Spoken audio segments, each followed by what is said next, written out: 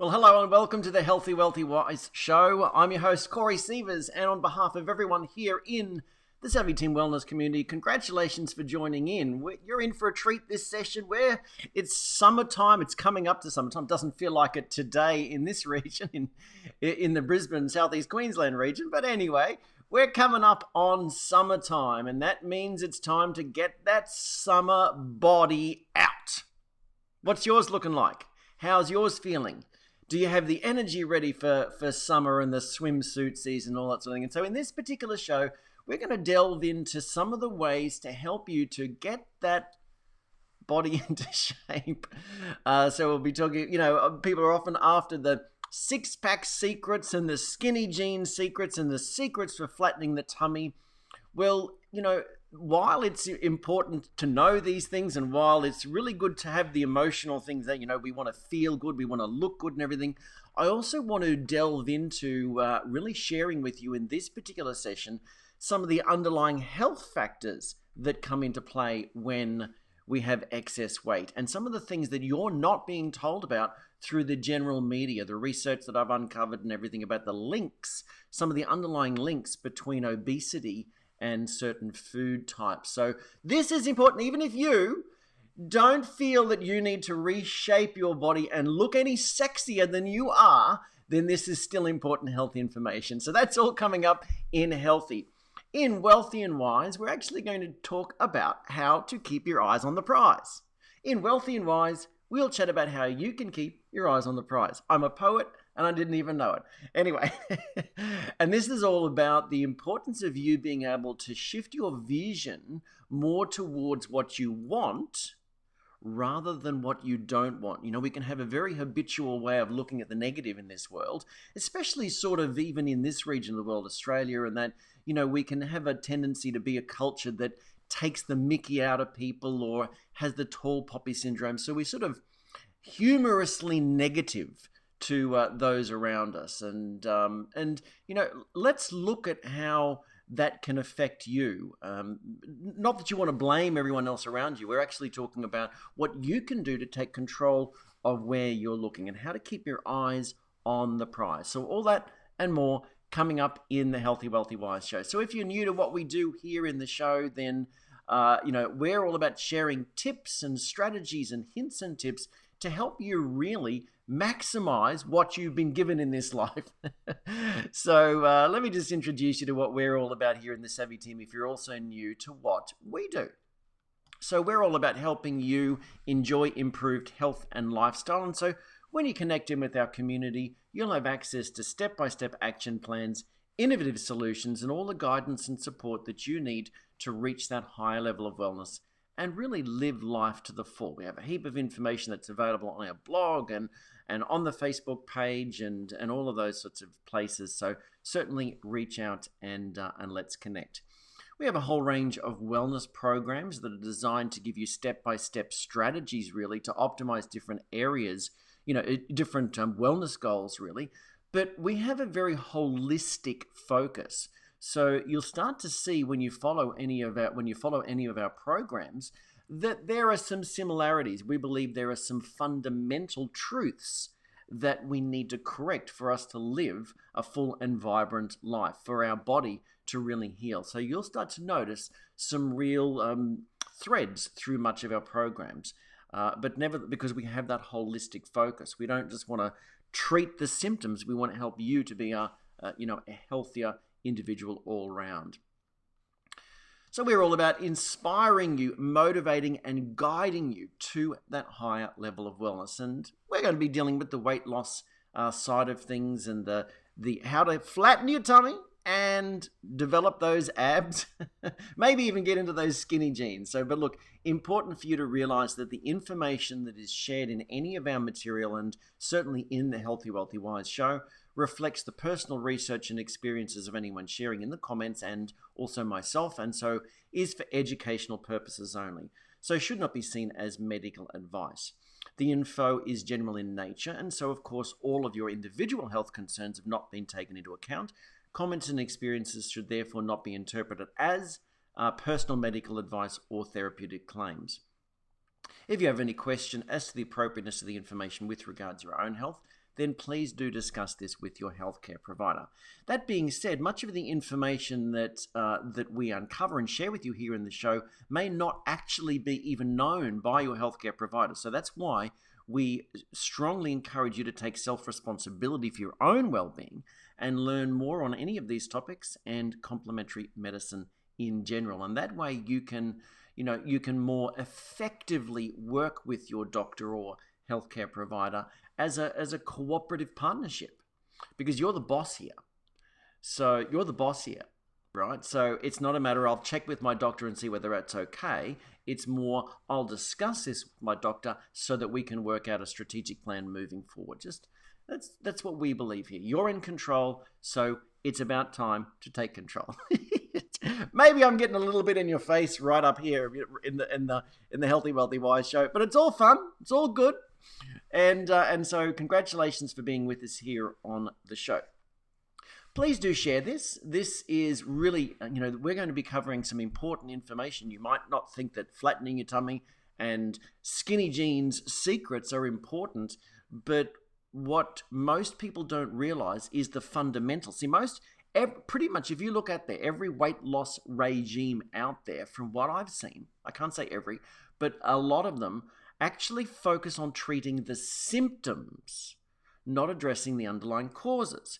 So if you're just trying to lose weight by exercising more or eating differently or taking this supplementation or whatever, without understanding the whole focus and also having a strategic after weight loss plan like we do here in the Savvy team, if you're just focusing on treating the symptoms, then it's very likely that you're going to be yo-yoing back to problematic weight problems. Okay, so we've really got to zoom back out, look holistically. So this is really important information that doesn't just deal with how you look in summertime in your bikini or your swimsuit, then it also deals with the fundamentals that control your well-being and help you to prevent disease. And so this is a challenge that I see when we look at this, all of the weight loss advertising that I see, even with some of our colleagues. They just don't understand many of the fundamentals. And so when you're connecting with the community, like if you're already a member of our community, you've lucked out. You have lucked out because we've got your back. Let's get this done together. If you've been struggling with weight issues, if you've sort of been struggling with knowing how to put all the information that you learn together and how it all fits and all that, we get it. It's a constantly changing environment, weight loss and wellness and everything. And so what we aim to do is help you put it all together into actionable steps. So let's do this together. Let's get the job done. Let's really help you reach your highest potential, really, in health and well-being. So if there's something about your health and wellness you'd like to improve, then we can guide you there. And so do please, again, share with us in the comments. Let us know if you're joining live. Please give me a wave so I can see that you're actually here. Let me know where you're coming in from too. And we'd love you to share this with your community. So we're going to jump on into some quick tips first. And so the quick tip, I decided that we would focus on the quick tip being around the area of weight loss and maintaining a healthy body. So here's the quick tip. The quick tip is start to eat mindfully. Now, mindfulness has become a little bit sort of out there in the community. It's like everything's about being mindful. But this isn't new. Like I even remember many, many years ago encouraging people who were trying to give up smoking to say, if you're going to be giving up smoking, we've helped a lot of people do that or at least be part of the process and deal with cravings, the underlying triggers for cravings and all that sort of thing. But just sort of saying, if you're going to smoke a cigarette, sit down and do it. Just enjoy it. Enjoy the cigarette, okay? Because what happens most of the time, if you've smoked before, you know what was happening is that you're often just doing it while doing other things. So you weren't mindfully smoking. It was just a habit pattern attached to other tasks. Or other jobs or whatever. And that's why a lot of people who worked with their hands For example, they would say that hairdressers had a higher prevalence of smoking because it was just they were busy, and then while they were on their break, it was part of the activity there. And some people there they would be on the phone and chain smoking, and so sit down if you're still smoking. Sit down and look for other things, because smoking, we all know, is not good for you. It has lots of different negative effects on the body. But if you're going to smoke, then have the cigarette. Enjoy the cigarette. Mindfully have that. Well, we could then say that's the same thing for eating. So many people have moved away from many of those sorts of drugs like cigarettes or whatever. Let's take it away from that and just go alcohol. If you're going to have a glass of wine or whatever, sit down and enjoy the glass of wine. It's like a wine tasting or whatever. Don't just while you're doing other things. Enjoy the glass of wine. And so it's the same thing with food. Learn to enjoy the process of eating. Learn to actually savor the bites. Mindful eating can rewire your brain and change the habit patterns and the ingrained patterns of the way we eat and the cravings. And so when people are hooked up to neurofeedback devices, scientists have seen that certain patterns in the brain can be activated that relate to cravings and emotional security and all these sorts of things. And they can actually be deactivated when you're focusing on just mindful eating. And this is why just eating in front of the TV without like all the time or doing other things. We're in a busy age, and we often want to, be eating and scrolling on the phone or doing something else. Whereas if you slow down and mindfully eat, then all of the feedback mechanisms involved in your body, satiety and all of this sort of thing, will all be more likely to be reactivated. And this has been proven with neurofeedback. So weight loss is often a side effect of a shift in the way that you approach food. Let's just have a look at one particular study. A study that was published in 2018 in the Journal of Family Medicine and Community Health. They looked at how 15-week weight loss program that included mindful eating strategies could impact both eating behavior and weight loss. And so they actually took a group of people, divided them into two groups. One received the dietary changes and intervention, and along with mindful eating awareness practices, and the other group just the normal interventions. So what happened is subjects with the mindful eating principles taught to them lost 6 times more weight than the control group. Digest that. All they did was focus on what they're eating, whether they're still hungry, thinking about that and that sort of thing, without just gutsing it all down while they're doing something else. So not only that, in addition, 98% of the mindful eating group reported that they continued to use these techniques for the 6-month follow-up period. They had no problem following these. It was an easy strategy to adopt.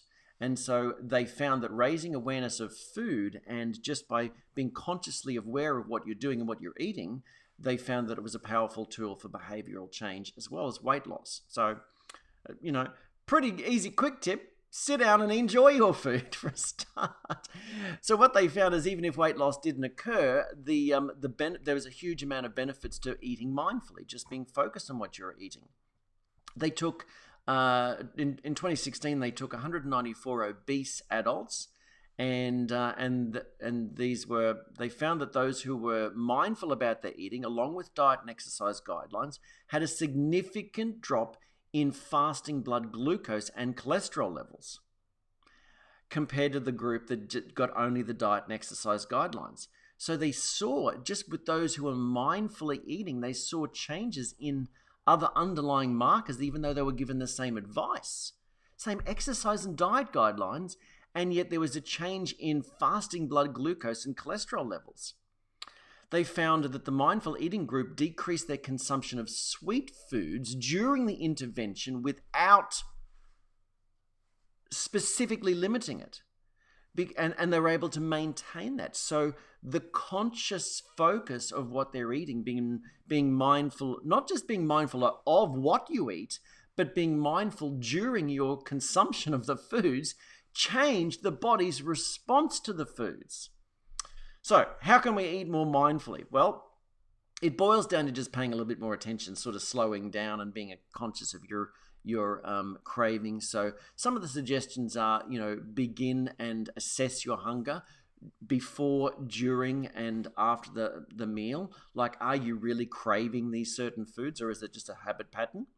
And are you really hungry, or is it just you're thirsty, or you're craving different things? So take a few bites, see how you go halfway through the meal. Go, am I still hungry? Those sorts of things. But most importantly, just slow down. Eating more slowly. Just focus on eating with people. They even found that the mindfulness, if you were eating in a large gathering and it was all lots of talk and everything, then it was sort of the same as eating in front of the TV. It was very different to just eating in like a family setting or whatever. So again, mindfully eat, savor the food, slow down, chew more, stay focused, key into your cravings and really know whether it's a habit pattern or whether it's truly craving. Savor the first few bites, see how you go. Halfway through, reassess. Do I need more? Could I wait till later? Those sorts of things. So just putting your attention on what you're doing makes all the difference. So that's the quick tip for this particular session. So we're actually going to go into now some fun facts about fat. And it's not just the fat that you might have on yourself. So if you want to get rid of you'll often hear me sort of, well, not often hear me, but your pudding. If you want to get rid of your pudding there, then these fun facts may really help you out. So let's just go through some fun facts about fat. So first of all, so if you have just joined us, welcome to the show. We're just about to jump on into fun facts. Please do like the post, share it with your community. We're delving into not just how to have some weight loss tips and flat tummy secrets, but we're actually going to delve into some of the underlying wellness benefits of changing your diet, really, and improving your whole body composition. So fact number one, there are actually 3 different types of fat in your body: white, brown, and beige. So while white fat is really the storage area for energy, excess energy, you probably knew that, but the brown and the beige fat contribute to things inside your body in terms of helping you burn calories. So these are more mitochondrially dense fat tissues and actually active. And so once upon a time with brown fat, for example, they thought that only babies had brown fat and that once we were adults that it was gone. And so in early days of scanning technology, PET scans, for example, that can scan for cancer, they were thinking that these metabolically active tissues were actually cancer showing up. And then they discovered that this was brown fat, and that what it was doing is it's actually helping to heat up the body. And this is why, if you've heard me talk about things such as cold exposure, doing things like swimming in the cold water or cold showers, cold baths, jumping in the cold pool, that sort of thing, this activates the brown fat, the brown adipose tissue, and that can actually help you to burn up more of the white adipose tissue, burn fat more rapidly. So that's why it's good to know about the differences between these fats.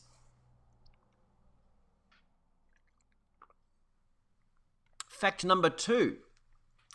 Did you know that there's actually 3,500 calories in a pound of fat?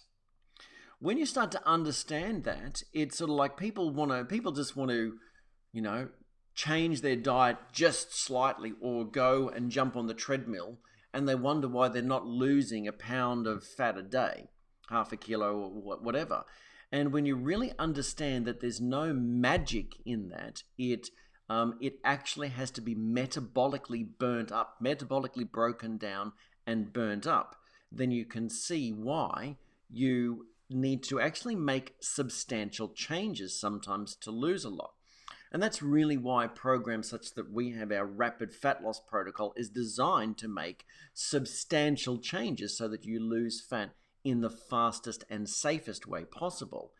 And so this is where exercise is not the typical exercise, like jumping on the treadmill, is not the most efficient way to lose fat. You can't out-exercise a poor diet, because when you really factor that in, that's quite a lot. You have to lose that pound of fat in 1 week. You essentially have to be in a 500 calorie per day deficit. And so that, eating substantially less. Now, that may be if you can manage to burn 500 calories on the treadmill without triggering hunger and without then going to a high-carb diet, then maybe that could work, but it's just not the most effective way. So, interesting fact there that helps you out with your whole process there. Now, fact number 3. 60% of your brain consists of fat. Yes, you are a fat head. Our bodies rely obviously on fat for survival, and especially in the brain. Also, fat cholesterol, for example, is needed in terms of hormone function. So many people, when they go onto the wrong type of diet or include the wrong types of fat, end up with hormonal imbalance issues. So fact number 4, women need higher levels of fat than men. And we already know this from the fact that women carry a higher amount of fat percentage than men. And we know, like, let's say a man can drop down to sub 10% levels of body fat and maintain and be healthy somewhat. Getting lower than that can be a problem from the point of view of testosterone and those sorts of hormonal balance. But for women, if they're at 10% body fat, then often their menstruation shuts down and all of these sorts of things. So usually that level is twice that of men, or around about 20%. That is that lean, the real leanness. And this is really, it's so essential for reproduction, as well as, having ample food stores for the developing baby and for the brain and all that sort of thing. So women tend to have more of those reserves than men. And that makes perfect logical sense that menstruation and ovulation can change when a woman drops too low. It's basically like the system saying, righto, the body's not ready for a baby around here, so let's shut things down. So fact number 5 is muscle weighs more than fat per volume. So that's why when you lose fat, you can change shape considerably. And so if you're losing fat and putting on muscle, so changing your body composition, the scale weight may not change, but your shape changes dramatically. Fact number 6, having liposuction will not reduce your weight-related disease risk, because it's only really removing the subcutaneous fat and not a lot of maybe the visceral fat that's stored around your internal organs. The only way to do that is to actually burn it up.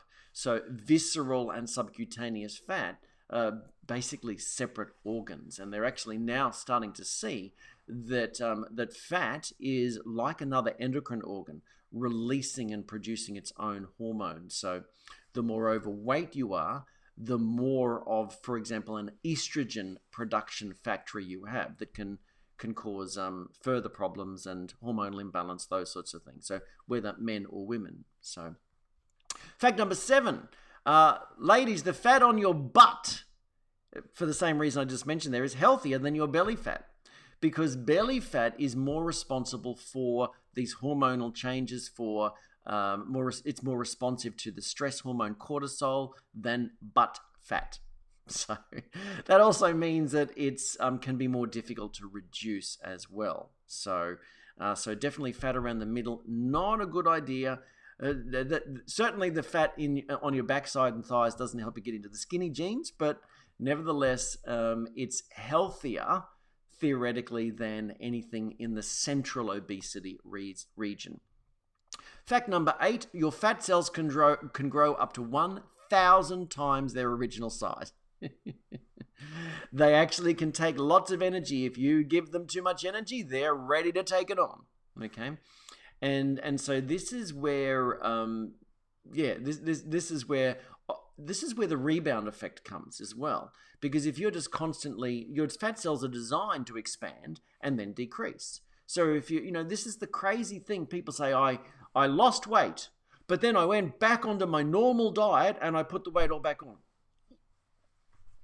What was your normal diet?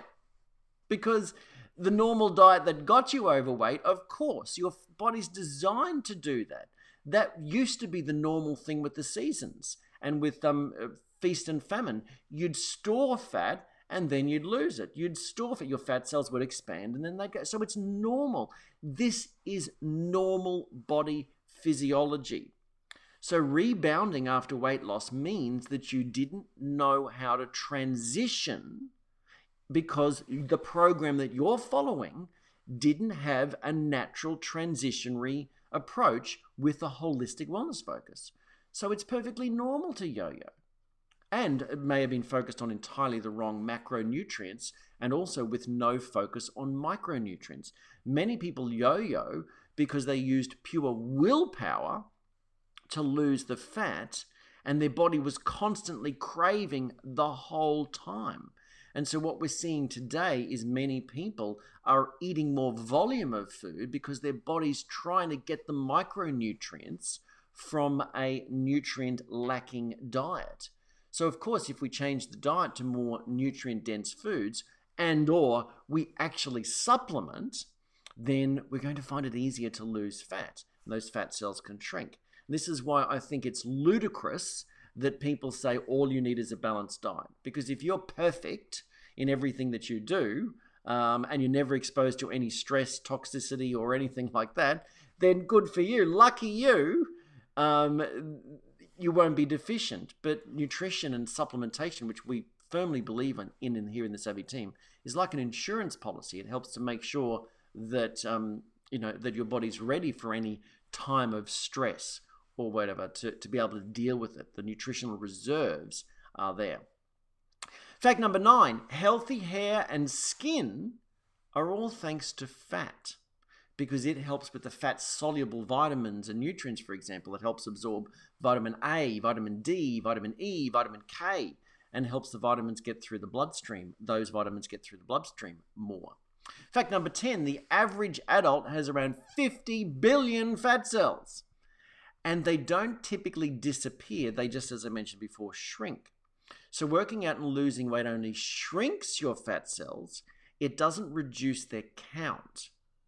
Okay, that's what typically, but I have seen a lot of research in, for example, that if you can lock in, if you can, for example, instigate things such as fasting, that can activate autophagy, and that can actually, you can end up with cell, the cell death. We'll simplify that. You can end up with the fat cells basically killing themselves off, so long term you do lessen the number of fat cells. So again, maintaining your weight and not yo-yoing up and down is the way for, and integrating fasting and these sorts of strategies. Much of what we cover in our rapid fat loss maximizer toolbox, our fat loss maximizer toolbox, and some of those strategies there can help you to reduce the number of fat cells. But really, stabilizing your weight is so important, or otherwise your body doesn't realize that it still thinks it needs those fat cells, and then instigating some fasting. So that's why research says that we have a fixed number of fat cells once adulthood is reached. And so this is another thing, another fun fact, or less than fun fact, I should say, is that overeating as a child can then overextend your fat limit as an adult. So, it is actually really important for kids to maintain healthy weight for a number of different reasons, but obviously the strategic, creating a strategic set point moving forward is just one of those reasons. So there are the fun facts for this particular show.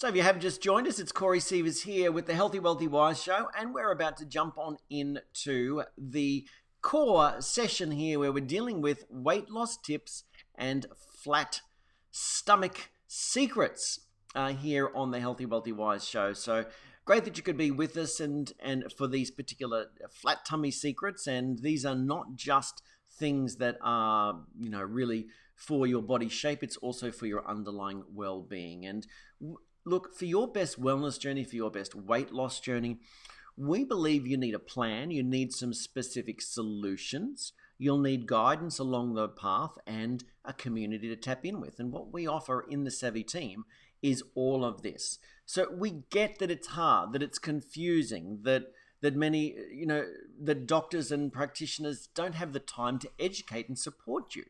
And that's why community helps. Okay, so well done for investing the time to have a look at this information.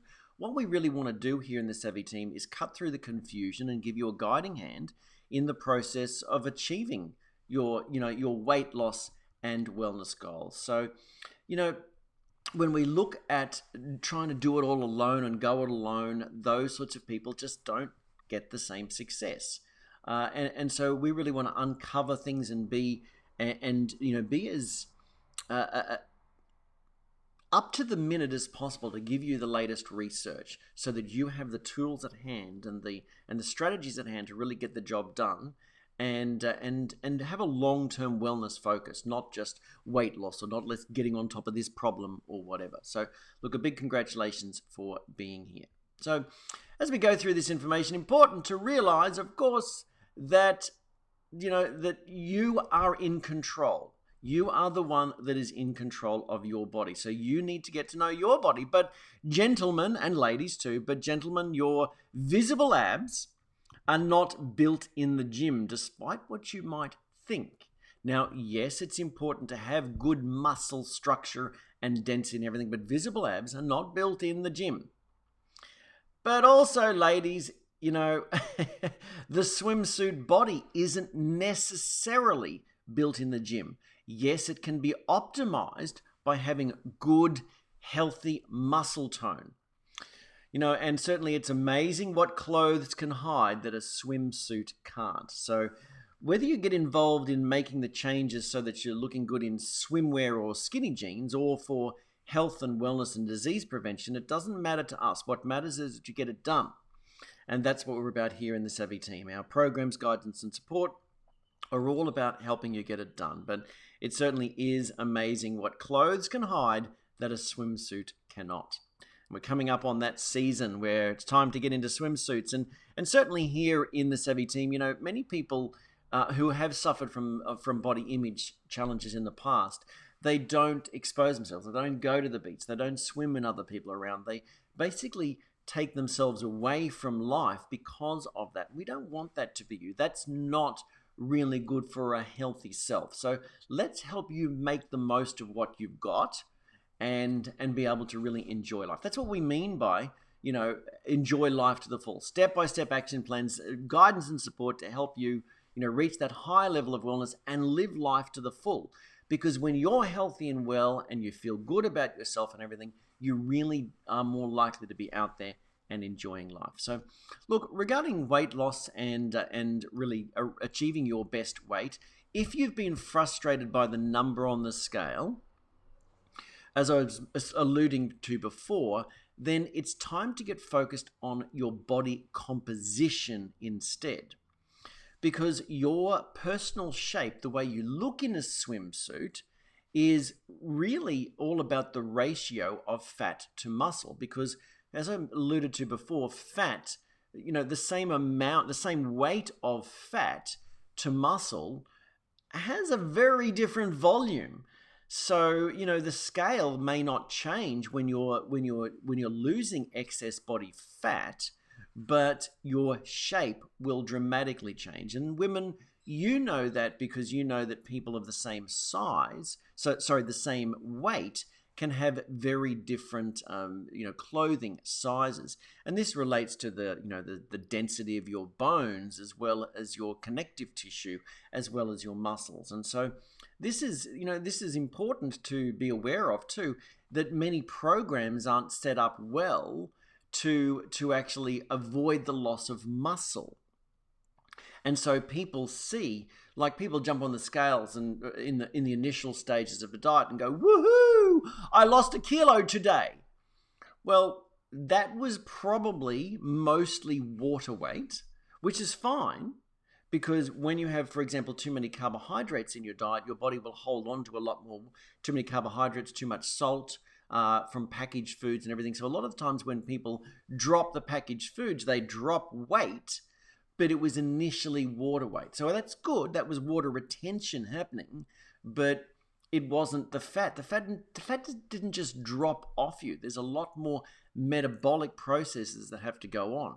And if you don't set your diet up correctly along with nutrition, then, for example, in supplementation, a lot of the times you can lose the muscle, and then that's a problem in the long term. So that's why, for example, in our rapid fat loss protocol, it's cyclical in nature.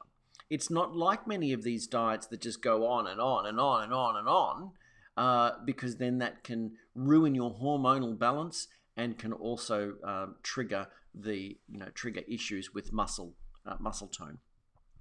So some common questions that we certainly receive here in the community and that I've seen in the online world. Hugely searched for this first question. Hugely. Big Google searches here. What's the best exercise to give me a six-pack?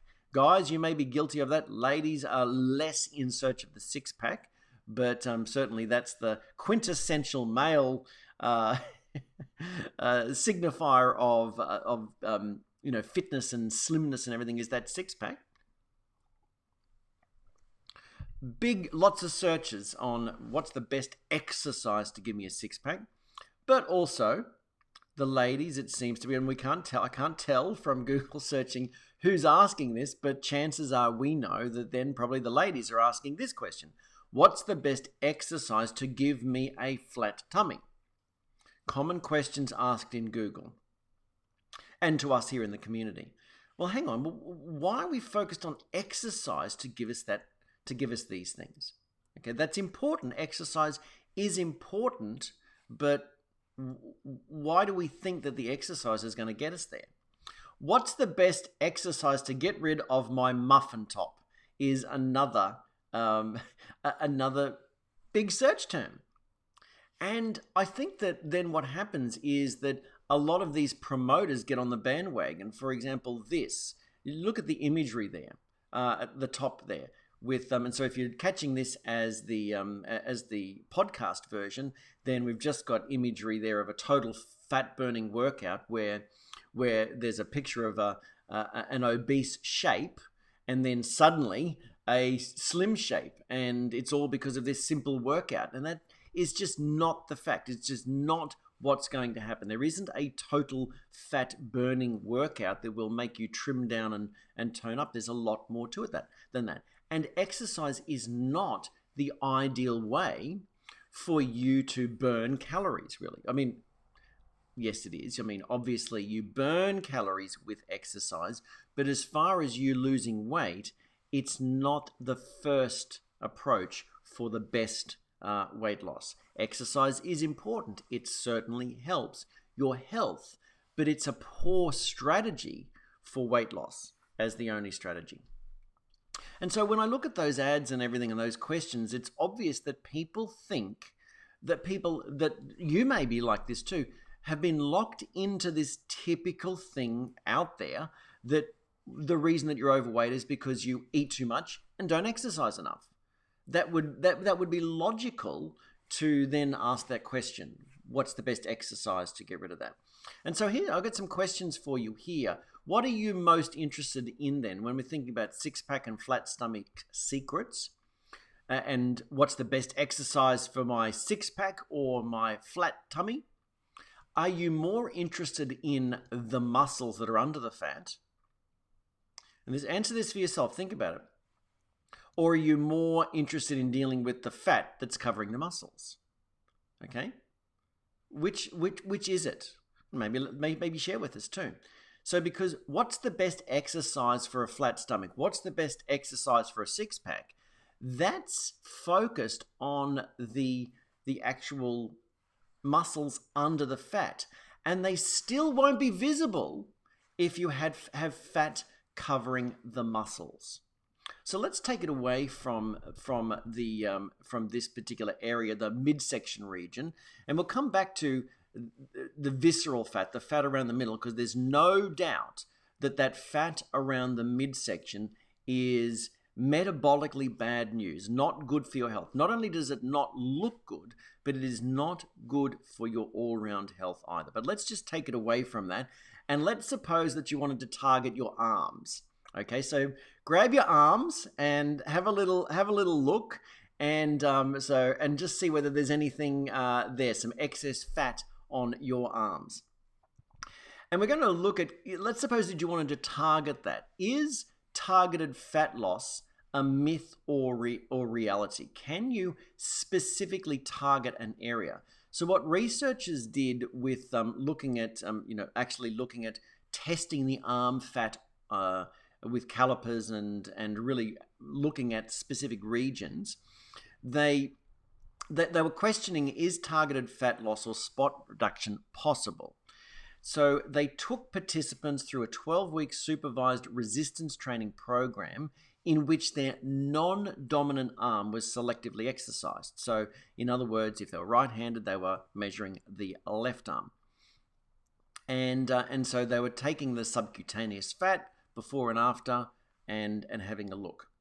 And so before and after the program, they revealed that fat loss tended to be generalized rather than occurring in the trained arm.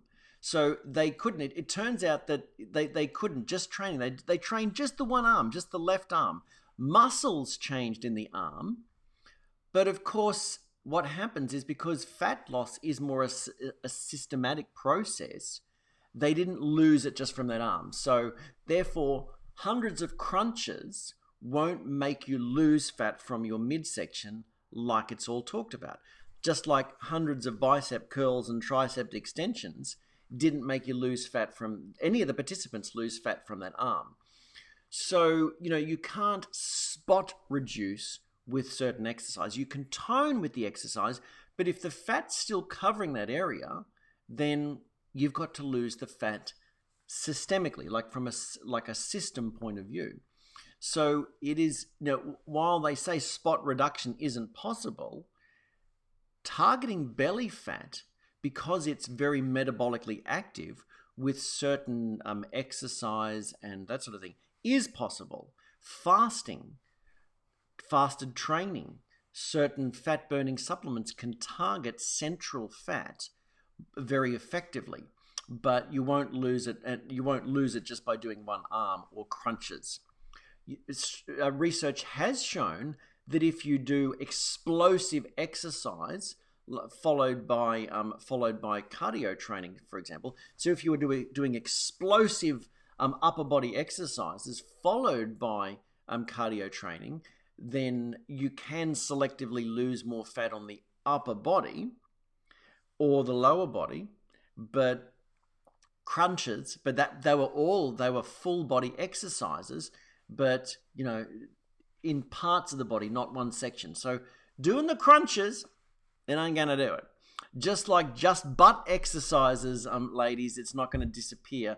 The fat isn't going to disappear from your butt. It will become more toned, but the booty will become better, but not from just targeting that. We've really got to have an all-round approach. We can't just spot reduce. So it is interesting, though, that when we look at it from a systematic process, then looking at the research, I'm just looking at some of the research that was uncovered there about what they did find. But I think I shared all of that with you. But I mean, I guess it's really important to realize that there's a physiological reasons why we can't lose it from one area. Certainly, if you're putting one like the top region of your body under a lot of work, your body can adjust to draw from those fat stores. That's what the researchers found, but not just one area.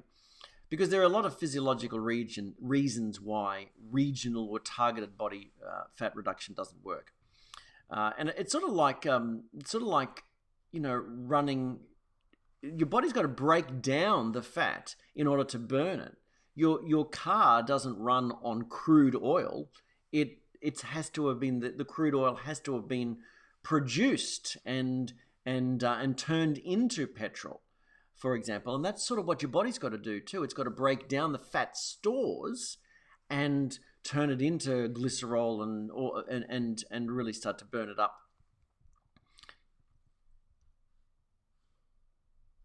So researchers have found, though, for example, that as we've shared before, high intensity interval training, so HIIT training, not just steady state cardio, but HIIT training can increase the afterburn effect and does seem to target central obesity, for example. But ultimately, what we really need to do is lose weight overall. So body fat is typically not burnt locally. You have to set up your body to burn fat. So, when you think about it, how do we set our body up to burn fat? What are some of the things that we do know? Like when you think about your diet right now, your situation right now, are you set up to be a fat storer or a fat burner? If you eat a lot of carbohydrates and sugars and fruits and those sorts of things, then you have set yourself up to be a fat, like a sugar burner and a fat storer. Whereas if you're on more of a low carbohydrate and ketogenic type of approach following the Eat Savvy diet, then you have set your body up to be more of a fat burner. Okay, your body has become metabolically flexible and used to burning fat. Because when you understand how sugar in the system works, you've probably heard of blood sugar. Well, your blood sugar can really only hold about a teaspoon of sugar. So have you thought, well, what happens when I eat 10 teaspoons of sugar, or a half a loaf of bread, or a potato salad? It's all converted into sugar. Your blood sugar rises, but your body doesn't want that. So it brings in insulin to lower that and store all that excess sugar. Now, your body can store a certain amount in the liver as glycogen and in the muscle as glycogen. But when all of that storage is full, the body does what it's supposed to do. There's nothing physiological wrong. It's doing what it's supposed to do. It stores all of the excess sugars, all of the excess glucose, all of the excess carbs as fat for future. Okay? And so it's actually the excess of carbohydrates that leads to many of the issues that we face today, such as a fatty liver disease, non-alcoholic fatty liver disease, and all of this sort of thing. So if you've set your body up as a sugar burner, then you have set your body up as a fat storer. So to change that around, we need to set your body up as a fat burner, and then it will be less likely to store. And part of the thing that we need to do there is to reduce insulin levels. And we'll talk about more about that soon. But just like you can't spot reduce, you can't predict either where the fat will come off. We're all unique. We store in different ways, okay? So we store fat in different places. But you can reshape your body and find your best shape by us really stoking your fat-burning furnace, okay? Now, I mentioned before about this whole visceral fat. Now, visceral fat definitely increases your disease risk. And so the visceral fat is the fat around your internal organs. It's very different. It has different metabolic activity, and it's linked to more heart attacks, heart disease, type 2 diabetes, raised blood pressure, stroke, breast and colorectal cancer, Alzheimer's disease, all of these sorts of things. It's high levels of visceral fat can result in insulin resistance, which may lead to type 2 diabetes. So just like we've got to get away from targeting and whether it be the belly area or all the arms, as I mentioned before. And we need to focus on, really, in my opinion, the overall well-being of the body. And certainly getting rid of it around the middle makes logical sense, because not only will you look better, but also you're going to feel better, and you're going to reduce your risk of disease. So you can see these images of the heart shows that fat, a certain degree of fat, is going to be natural around the organs as cushioning and part of the natural process of the organs. But when we have eaten too much, when we've got overweight and everything, we end up with this unhealthy visceral fat around our internal organs.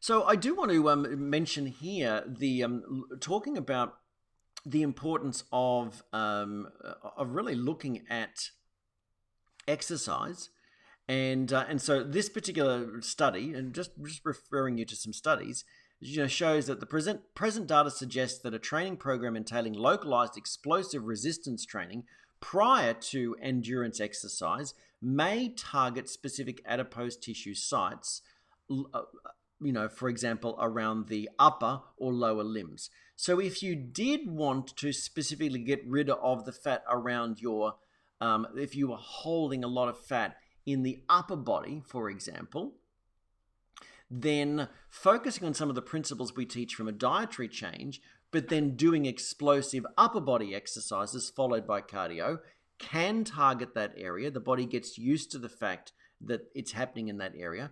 Same thing if you're wanting to reshape your lower body. Okay, so is it possible? Yes, it is possible. But what we've really got to look at, though, if we're looking to do something like change our central obesity, this is so important, because we're all about holistic wellness here, and so when we reduce our central obesity, we reduce, basically all sorts of issues. We reduce our cardiovascular mortality, etc. So even if you're thin, excess belly fat can raise your death risk. Okay, the conclusion of this particular paper said that normal weight central obesity, defined by the weight to height ratio, is associated with a higher mortality than BMI defined obesity, particularly in the absence of central fat distribution. So one of the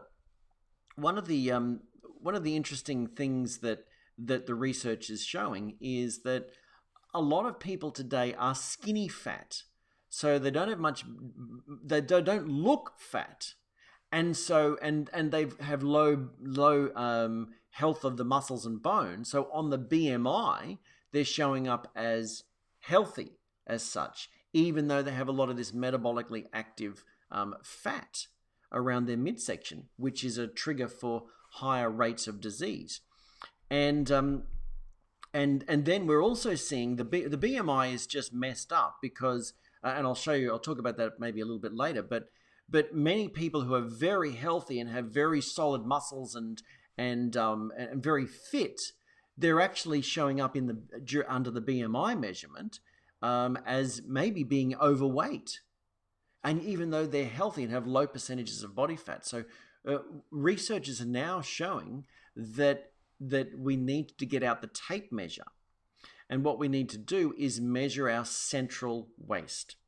So central obesity is more important. So a person's weight to height ratio, and I've shared this in other sessions, sometimes they call it waist to stature ratio, which is basically taking your height and dividing it by your waist. That's the percentage. So what you're looking for, what you're actually looking for is, you technically want your waist to be half that of your height or thereabouts. So let's say you're 180 centimeters. You don't want your waist to be more than 90 centimeters.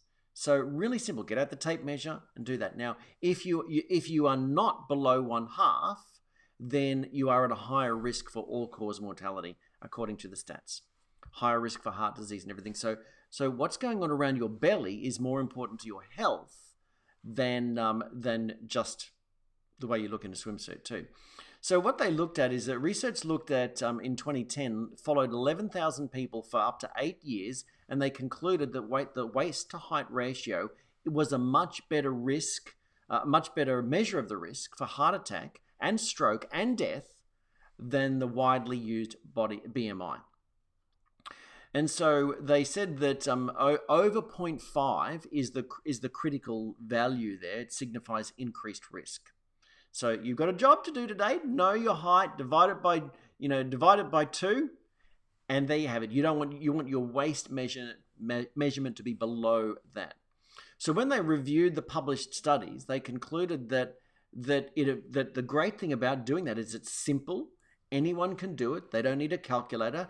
It avoids the need for worrying about age, sex, ethnic changes, and all of that sort of thing.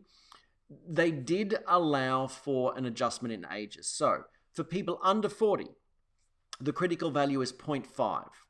So, your waist is less than half your height. For people aged 40 to 50, it can be anywhere between 0.5 and 0.6.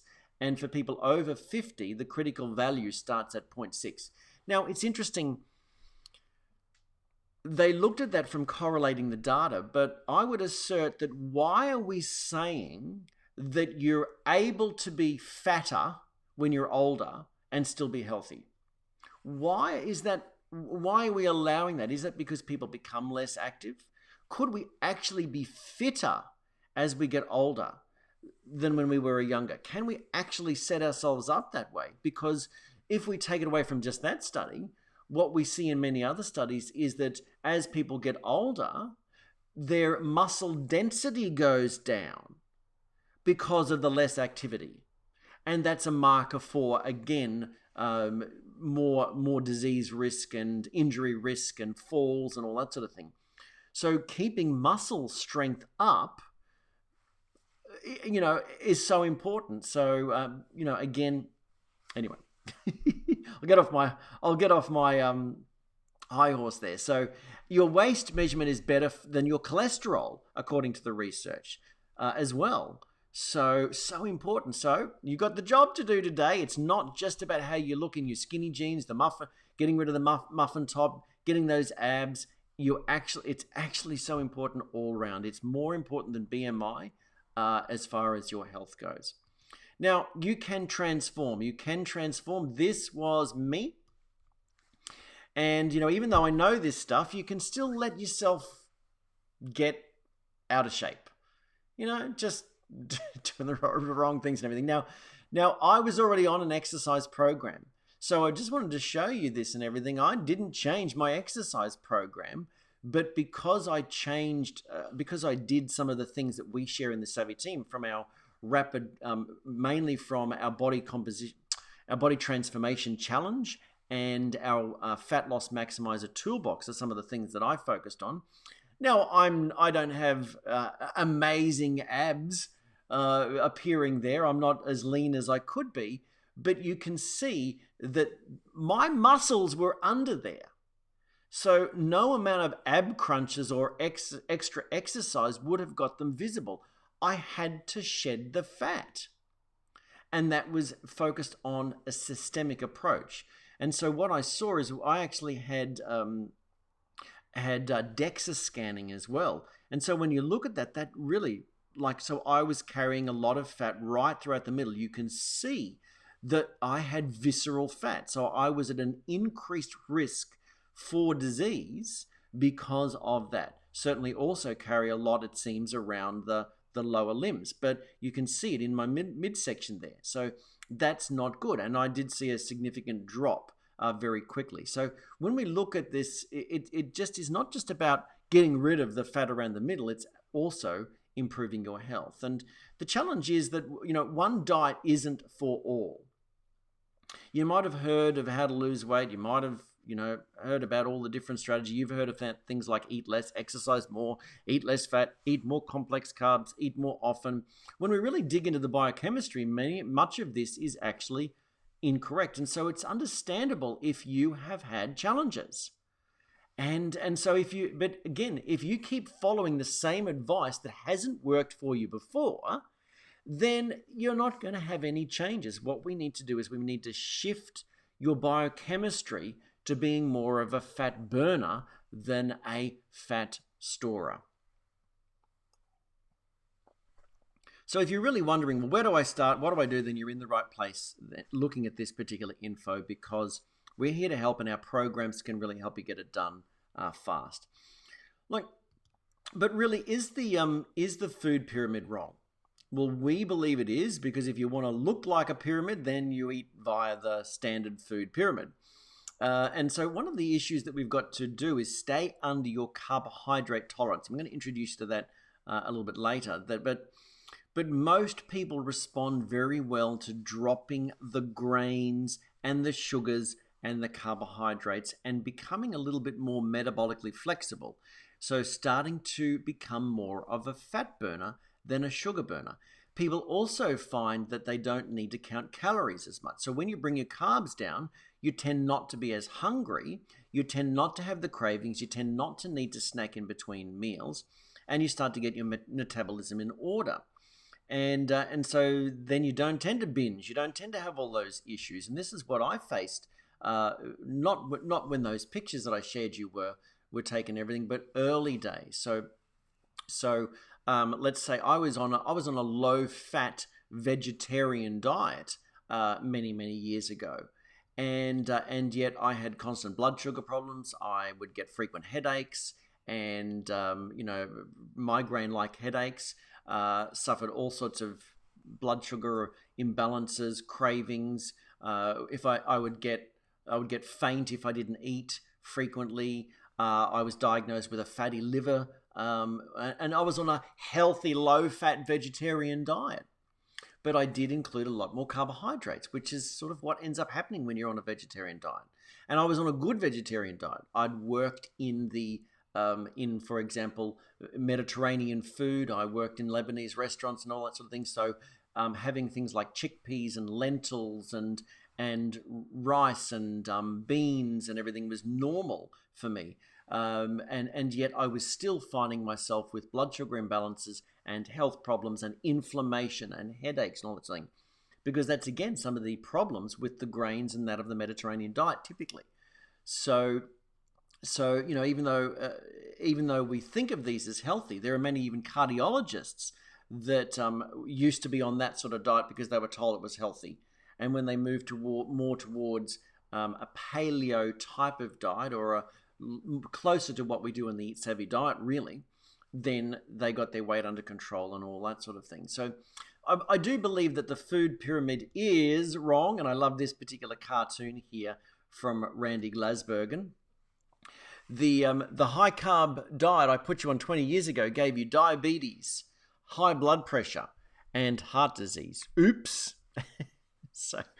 And look, this isn't new news, because John Yudkin published this book back in the 70s about, he believed that sugar was going to be our biggest issue, and yet we can extend it from sugar to general carbohydrates, and yet people are still putting on weight and they don't understand. And there's some extra stuff that I want to introduce you to that is a problem with these complex carbs that people are not learning about and that you're not being told about. So how do we set your body up to burn fat? Well, it starts with food. Now, I told you that I was on that vegetarian diet. It was not good for me. I started to put on weight. I was unhealthy. I was tired. I had sort of reactive hypoglycemia, so I would get headaches and everything if I hadn't eaten. And so we really need to look at, well, hang on, what's the common denominator here? And we get into a lot of diet wars here. And this is the thing about the Eat Savvy diet, that if you haven't come across it, then we have a blog post on it. But the Eat Savvy diet, where people say, so is that like the paleo diet? Well, yes and no. So is it plant-based? Well, yes and no. Is it like ketogenic? Well, yes and no. Because if we start to, if you put a vegan and somebody in the paleo community in the same room, there's like a world war going on here. And so, what we really need to look at is what the research shows helps the most amount of people with their long-term health. And let's not get into a political fight over which is the right and which is the wrong diet. and because we can adjust each and every diet to maximize our wellness. So let's just not get into that political fight. We see the Eat Savvy diet, people following the Eat Savvy diet often eat more plants on their plate than many plant-based people. Because a lot of vegans and everything are still eating a lot of grains and pastas and all these sorts of things, so which are actually cereals and the grains. They're not they're plants, but they're not the sort of plants that we believe are the most healthy. So, we've really got to look at what produces the best weight loss and health for the most amount of people. And there's a great quote from Anne Wigmore, who was an early holistic health practitioner. And she said, "The food that you eat can either be the safest and most powerful form of medicine or the slowest form of poison." Now, she was an early, basically raw foodie. And so while we really highly believe in raw foods, sometimes some people don't do well initially as they're making changes with a raw food diet. And this is where some people can, they go from their standard diet onto, a plant-based raw diet, and they just don't cope and their health goes down because their body wasn't ready for that. Again, we can't be political. We've got to look at the best thing for your health. And we do believe that the food pyramid is broken. That's my opinion anyway. But there is more than one diet, or better said, there's not only one diet. There's not one ratio of macronutrients that works for everyone. You have to observe and tweak, and there's not one size fits all in clothing, really, and it's the same thing with diet. So you will want to make some dietary changes, but one of the best dietary changes that you can make, in our opinion, is to eliminate grains and sugars if you're wanting to lose weight. We need to get away from, and I'll be going into even deeper information about the problem with grains in just a moment, but we need to, if we move away from grains and sugars and packaged foods that contains grains and sugars, then weight loss actually happens and health improves as well, because these are some of the most inflammatory foods out there. So I want you to have a look at your skin tone. So if you're listening to this, or if you're catching, if you're on live, then have a look and maybe share with us. But if you're catching the replay too, I want to look at the skin tone, your skin tone. And if you have someone else in the house or whatever, or do they have the same skin tone as you? Because we all have different skin tones, don't we? So I want you to think logically here. Do all of these people have different sun tolerance ability as well? So we do know that our skin tone relates to our ability to tolerate the sun. This is the melanin in the skin relates to our ability to tolerate the sun. So somebody who has very fair skin will get burnt very quickly, can't tolerate the sun that much. They'll also produce vitamin D at a faster rate, by the way. Somebody with dark skin can tolerate the sun, and they will produce vitamin D at a very slow rate because of that darkness of the skin. Well, guess what? We actually have also a carb tolerance ability. We're all different. Just like our tolerance to the sun is different. And we need to stop going, yeah, but she can eat this and I can't, and all that sort of thing. We don't say, yeah, you get burnt, but I don't. And so we don't say, so you should come out in the sun like me. We understand that we're all different from a sun tolerance point of view. Why is it that we can't understand that we're all different from a carb tolerance point of view? And we actually need to know our own carb tolerance. Now, Atkins, his concept of diet has been, beaten around the bush a lot.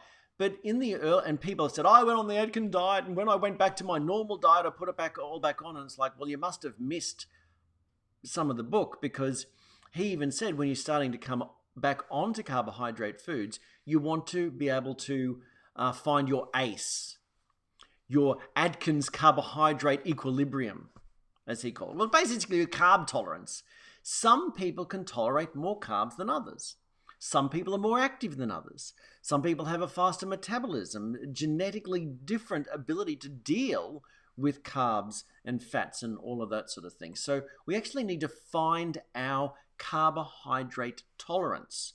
So, and you can test this. You can actually test this with glucometers, for example. So, diabetics test their blood glucose and all that sort of thing. You can test that, and you can test your ketone and insulin response and all that sort of thing. What happens is that if your blood sugar goes sky high after certain foods, then you don't deal with that very well. So you can actually test that, but you probably know. You might go, man, if I eat this, I'm asleep. It's a clue. This food seems to make me feel bloated and puffy. That's a clue. And yet we just think nothing of it because we think, yeah, but my family can eat that and I can't. Yeah, well, we're all different. We're all alike and yet we're all different. So let's not fight and say, well, we don't say you should be able to go out in the sun all day and not get burnt. And yet, we shouldn't say that as well related to carbohydrate metabolism. So we're all alike and yet we're all different. One thing we know for certain, though, have you seen the movie Castaway with Tom Hanks? One of the things that we can take home from this is if you and your family were stranded on a deserted island, what would happen? You'd have to start fishing. You'd probably be eating coconuts. You'd probably be maybe foraging for fruits, but they wouldn't be hugely sweet fruits. You wouldn't have any grains. It'd be unlikely that you'd be able to have bread. You wouldn't get a glass of wine. You wouldn't get your cup of coffee. You wouldn't get your sweets. You wouldn't get all of those sorts of things. But would you survive if you could get the coconuts full of median, lots of healthy fats, and you could fish and you could forage for some food and you've got plenty of water and everything? You wouldn't miss your cereal. You wouldn't, you'd still survive without your cereal. You'd still survive without the wine. You'd still survive without the chocolate. You'd still survive without the bread. You'd still survive without all of those sorts of things. Because we don't need many of these foods that we think that we need in order to survive and live a healthy life. Okay, so this is in essence, and you'd also not survive if you were so pedantic about being plant-based either. Let's face it. You would need to eat the rich, dense foods and for example, fish. So we don't want to get on a political thing here. Can you do okay on a plant-based diet? Yes, you can. What we encourage you to do is plant-rich. And so you've got to understand, though, that what we're dealing with here are a lot of the cravings. We have cravings. That's why we want all these things such as, a Wheat Bix and wine and chocolate and all that sort of thing. So let's clean up your diet. And, as part of, we want plant-rich, whole foods. We just don't believe in plant only. So many people who are following the Eat Savvy diet actually have very plant-rich diets. They're rich in antioxidants and healthy fats and all of that sort of thing. We want to really focus on that. And so when you download, the Eat Savvy diet is a free download, and it can help you not only to lose fat, but also boost your energy, improve your mental clarity, detox your body, reduce your allergies, and improve your skin and more. And it's really about educating your food choices, getting off some of the inflammatory, toxin-laden foods and onto healthier foods. And we have 12 steps to get you started on the Eat Savvy diet on the blog. So that would be the first thing, that to really start to get to know changing your food choices. Another thing that I wanted to share with you is this issue of chemicals. Endocrine disrupting chemicals are everywhere in our environment today. They're in, and they have been linked to obesity, but the World Health Organization has linked these chemicals, exposure to these chemicals, to obesity. So, what that means is that you may be doing the right things. You may be exercise and eating right and everything, but your body is still full of these endocrine disrupting chemicals, estrogenic compounds, and these sorts of things. And this is messing up your ability to shed the fat. So dropping the toxic load, changing to safer alternatives, which we can help you do, is really wise. And so where do you find a lot of these things? Well, these are just some of the sources, right from furniture to pesticides to cleaning products and air fresheners to personal care and bathroom products. Obviously, there's environmental pollution too, but what can we do something about? We can do something about the things that we're exposed to every day in the home, and we can help you tackle those things. So what we do is we help you change to safer. So that's it. We've got to change our diet. Then we've got to look at eliminating chemical exposure, and endocrine disrupting chemicals are one of the issues that we face today. Another issue that we face today in terms of weight management is insulin resistance. We eat too many bad carbs, makes insulin. Our cells start to resist the insulin. That causes us to store sugar as fat. We then feel tired and hungry, and we eat more bad carbs and everything. So we're on this vicious cycle that creates insulin resistance. And I alluded to that before. The thing that's important to realize is that many of the things that you think of as healthy foods actually trigger insulin, which means that it actually triggers, storage of fat. So this is an insulin index, and you don't need to see all of the things here. This was done and put together by the University of Sydney. And so if you're catching the audio version of the show, then maybe you go and check out the show notes. We'll see whether we can put something in there, or otherwise catch the video version of the show as well. But the insulin index, right down the bottom, we have some of the fats. Let's say butter, olive oil, avocado. Right down the bottom, not much of an insulin response. Okay, let's go to somewhere around the middle. Apples, oranges, Coke, and potato chips. Hang on. Are you telling me that as far as stimulating insulin, our fat storage hormone in essence, that an apple is the same as chips? An orange is the same as a Coke? Or orange juice is the same as a soft drink? Yes, as far as the stimulation of insulin. They're all the same. They're all, therefore, not as healthy as they could be from an insulin point of view. Now, there's no doubt that a whole apple is more nutrient dense and better for you than the packet of chips. So don't say that. Don't think that it's like I'm going to just eat the naughty stuff, because we've got to deal with micronutrients and chemicals as well.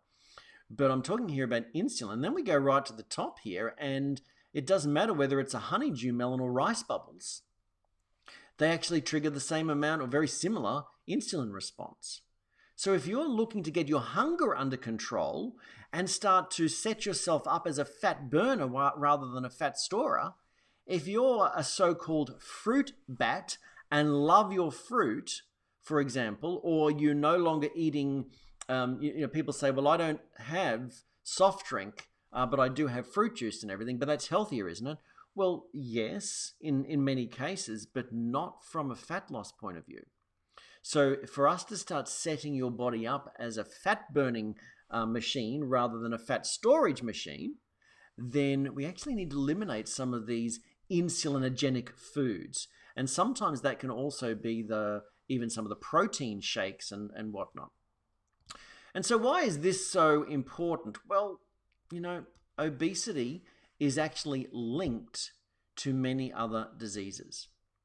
So obesity is linked. So, not only is it about not fitting into your skinny jeans or having a flat tummy this summer and looking sexy in the bikini, weight, a lot of the times it's weight gain, and obesity is linked to diseases.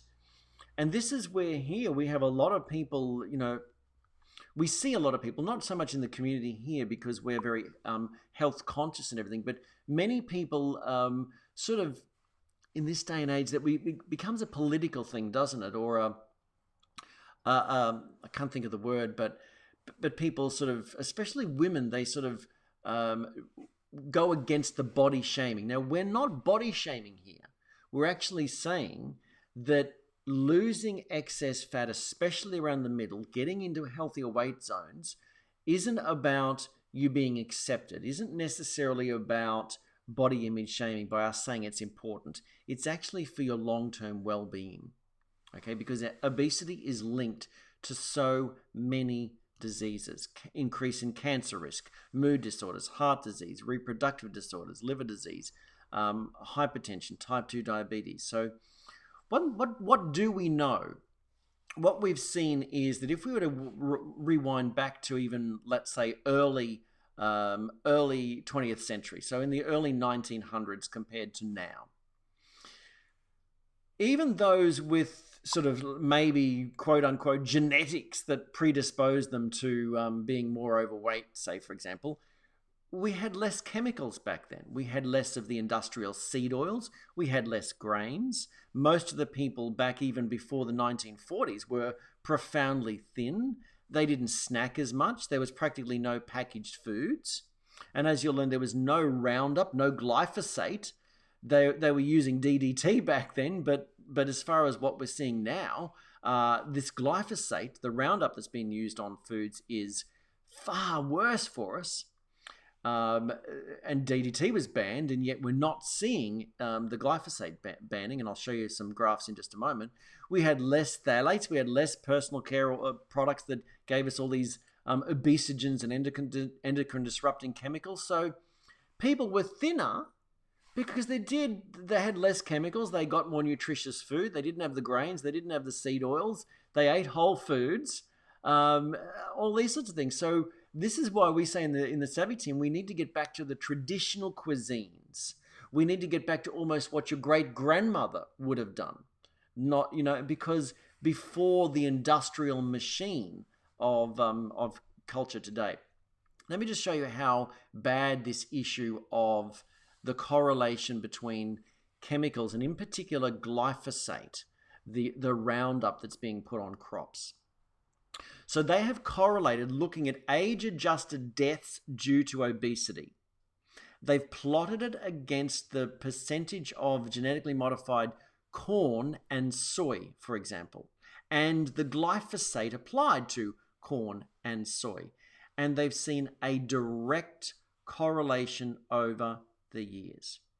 So this doesn't go to some of the more even recent years, but the graph continues to plot somewhat perfectly with glyphosate being used on these crops.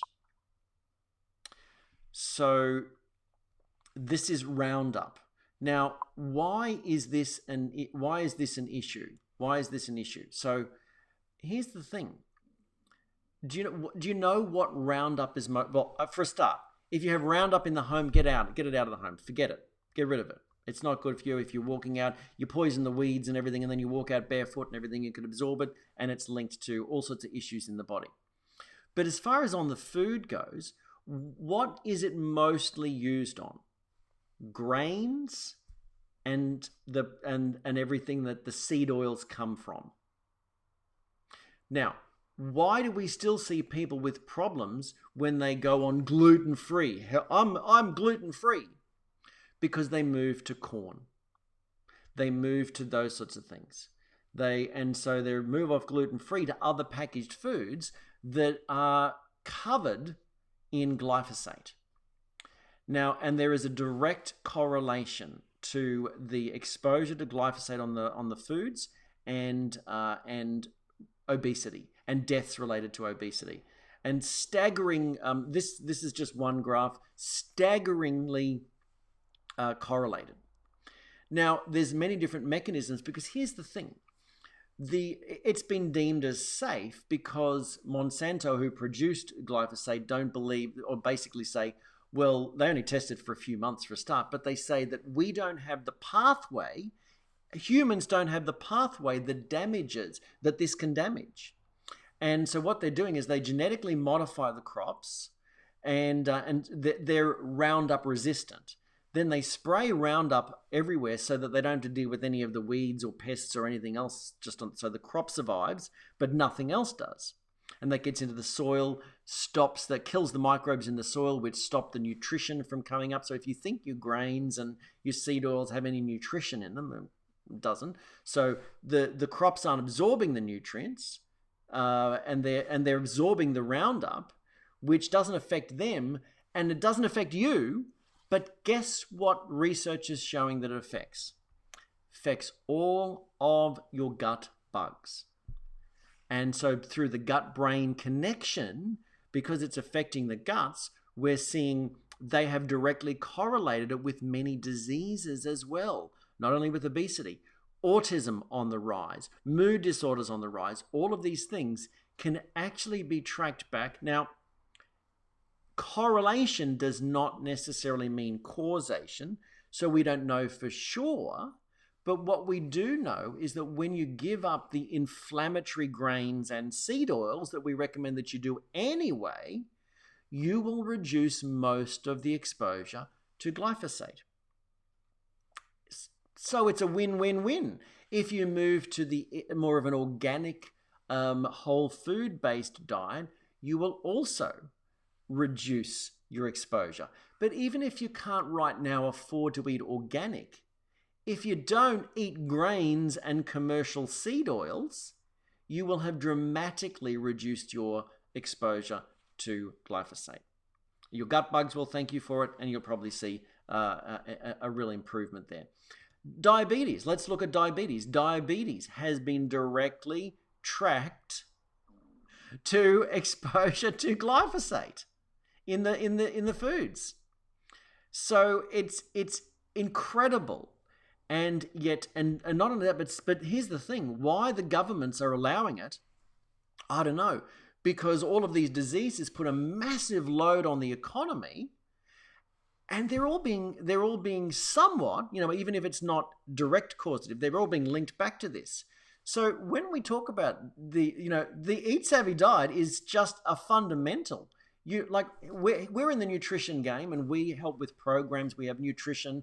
We have all sorts of ways to help you, but we provide the Eat Savvy diet as a free diet, some free information. We have a masterclass on it. We're continuing to do all this information that really just helps you in your all-round well-being. Okay, at the moment we don't have books, we don't have things, we don't have diet books and cookbooks and all that sort of thing, because we want to support you in your overall journey. And yet the more I uncover, the more we can really make a difference when we simply change our diet. Anyway, a quote here from Alexis de Tocqueville. Let me just share that with you right now. The public will believe a simple lie rather than a complex truth. Now, this was a 19th century, sorry, lost it there for you. 19th century social critic. And so the public will believe a simple lie rather than a complex truth. Well, folks, we do have a whole bunch of complex stuff going on right now. And so we totally get it. We totally get it if you feel confused and everything. But that's why tapping in with what we do is so important. Following our programs, and we can just help you uncover these sorts of things and do the right things. Okay, so fascinating stuff. But we want to go through right now to sort of, as we wrap up, give you some actual action steps right now to help you to really know what to do as far as losing that belly fat and living a healthier life. So maintaining a trim midsection doesn't just help you look better in your skinny jeans, in your bikini or whatever, but as I've covered before, larger waistline is linked to higher heart disease risk, higher cancer risk, and all that sort of thing. So losing central obesity will make such a big difference. So since you can't target with crunches, what can you do? Well, here are some tips to help you to lose that excess fat. Number one, go to the blog, get the 12 steps for getting started on the Eat Savvy diet, begin to follow it, focus on the Eat Savvy approach and whole foods. It's really low carb, anti-inflammatory approach. Now, when Johns Hopkins researchers compared the effects on the heart of losing weight through a low-carb diet versus low-fat for 6 months, each with the same amount of calories. Those on the low-carb diet lost on average of 10 pounds more than the low-fat diet. An extra benefit, the low-carb diet produced a higher quality of weight loss. The low-carb diet spared muscle more than the low-fat diet. So people saw the same weight loss, but when he looked at body composition, the low-fat diet actually ended up losing more muscle. So what we need to do is really look to maintain that lean muscle, start to look at the foods that, as I mentioned before, your great-grandmother would have recognized as a real food. They form the sort of the basis of a nutrient-dense diet. So look, when we get into these diet wars, ideally, when you look at your plate, it should be filled with plants.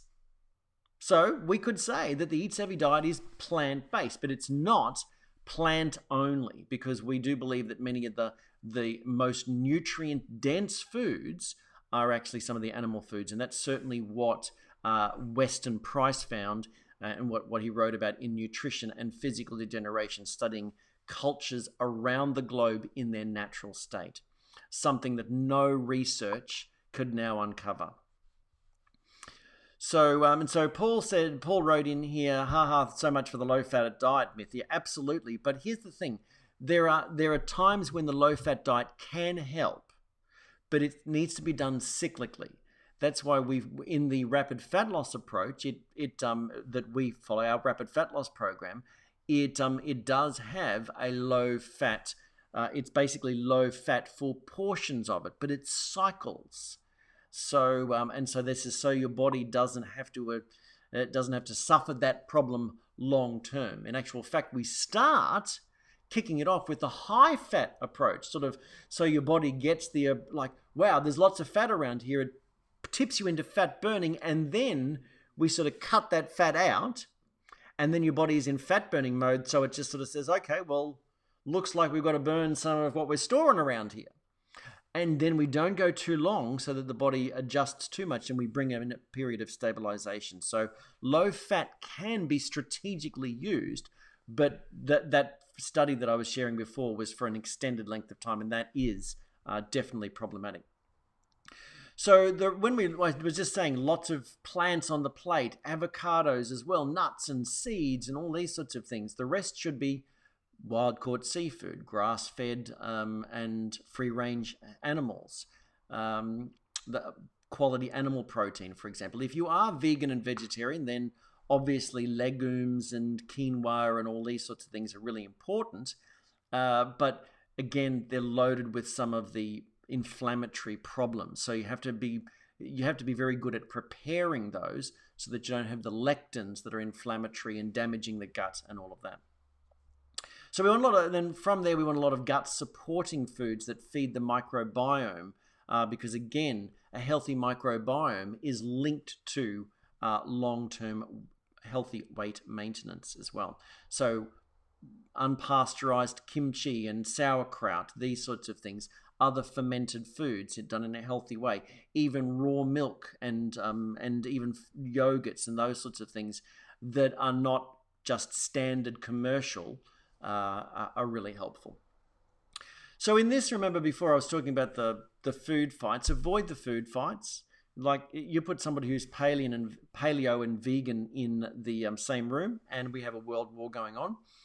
And most plans aren't that different when you really look at it. Most of these plans aren't that different. They focus on whole, unprocessed foods, and that's where we've really got to move to. Okay. So it's almost like the Eat Savvy is a hybrid diet. Yes, we eat a lot of plants, but yes, we eat some animal products. Are we paleo? Not really, because dairy, we still encourage that some people can tolerate some dairy in their diet. Is it keto? Well, no, because keto strictly eliminates a lot of the nutritious plants, yet we include some in there. So, again, it's a hybrid plan. All right, so number two way to help you lose belly fat and live a healthier life is to basically read the labels and clear out your pantry. Read the labels and clear out your pantry. If you are consuming packaged food, and that's hard to draw the line as to what that means, because theoretically, if you're buying fish in a package, it's packaged food, or if you're buying nuts in a packet, it's packaged food. But what we're talking about is the combined foods, like manufactured foods by packaged foods. That's what we really mean. Obviously, in our, they're going to be packaged in something for convenience, but whole foods that don't have any other numbers on them. Like, let's say, for example, if you go into the supermarket, let's just say supermarket food, so supermarket meats, for example, there are some meats that have already been pre-marinated.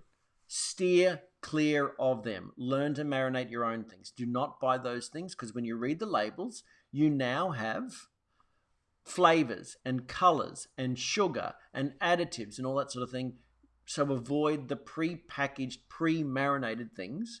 Might be convenient, and learn to do it yourself. Okay, so learn to read the labels and learn to what to look out for, because you can be tricked. I tell you what, you can be tricked. Doesn't matter. Lots of community members have read what it says on the front of the label, the marketing, and then when we read the back of the label, it's like, oh yeah, whoops, right? So yogurts, for example, they boast that they're low in fat, but then they're high in carbs, artificial flavorings, and even too much sugar, really. Let's look at foods like gravies, mayonnaise, sauces, salad dressings. These often contain a high amount of the toxic inflammatory fats, the seed oils, the canola oils, and all of these things that the glyphosate's been loaded onto. Plus, they're empty calories, inflammatory ingredients. Let's just go with gravies, sauces, for example. They're even marketed as gluten-free a lot of the time. You go to restaurants and they say, yep, we don't have any gluten. So what do they put in there instead of wheat?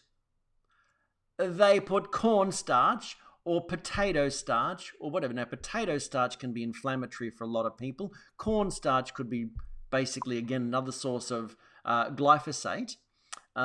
So remember that gluten-free is not the answer.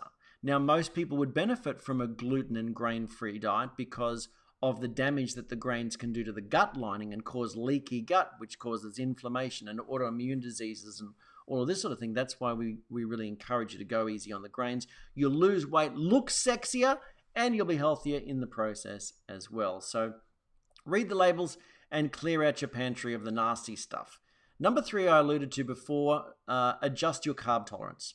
Only you'll be able to tell this. So when you go more low carb for a period of time, for an extended period of time, you start to see weight loss and you can start to eliminate snacking, and you find yourself being able to go between meals without a problem, and you actually develop metabolic flexibility, and you want to introduce some carbohydrate foods. Notice how you go. And if you start to put on fat, take notice, because that's how you know. You can use a glucometer and test strips and measure all of that sort of thing, but you're going to know by the way you feel and the way you weigh yourself. Now, most people have been told by their personal trainer or whatever, weight loss coach, don't weigh yourself every day because you'll just get depressed.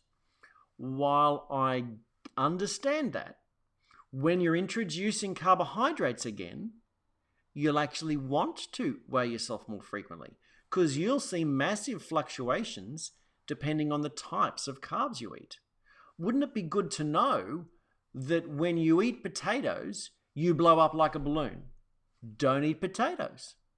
Wouldn't it be good to know that just that one slice of bread not only made you feel sleepy, bloated, but blew you up like a balloon? Wouldn't that be good to know? Let's just avoid that, right? So you can actually start paying attention to that. And that's why we have what we call a stabilization period built into our programs, so that you can start to do this, to really discover your tolerance for introducing these new foods and pay attention to it.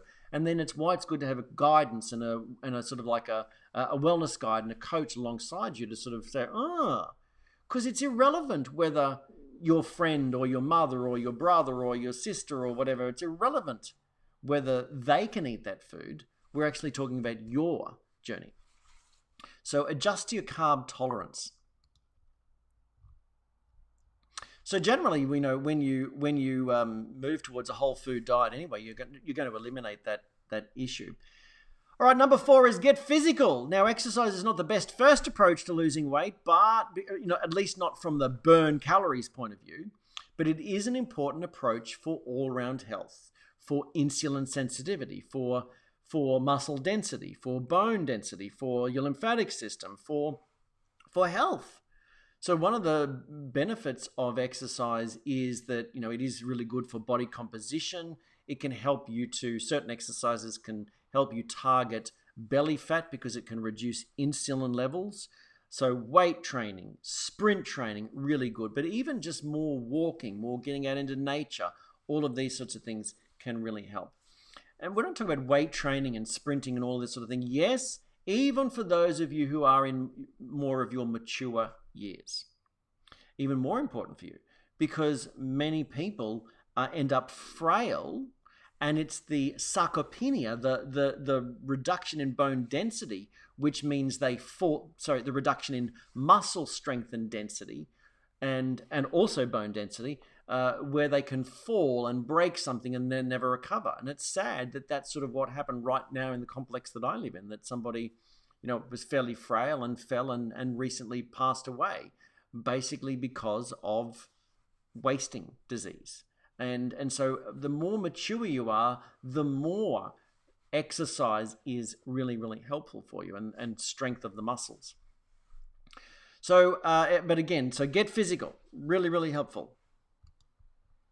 All right, number 5. And so look, what exercise would I start with? If you're wanting to get trim for summertime, well, weight training.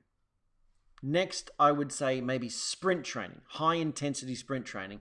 If you're wanting to lose weight, I would be and lots of walking, but I would be avoiding the 40 minutes on the treadmill, unless you love it, unless you love running. But that triggers cortisol, and if you're going to reduce your diet, if you're going to trim down your diet as well and start like running, not a good combo. Your stress will go up, and your body then will retain fat and water as well. So, yep. All right. So number 5 would be track your waist measurement. So track your waist measurement. Remember what we talked about before, that is the central obesity more important than anything else. So rather than look at the bathroom scale, which may not change much if you're pursuing an exercise program, your clothes might be looser, those sorts of things. So you can take measurements all over, which is great because many people can see the measurements changing in their whole body. But predominantly, we really want to look at the central waist region. And if you're seeing that go down, then your markers, your risk of disease is coming down with it.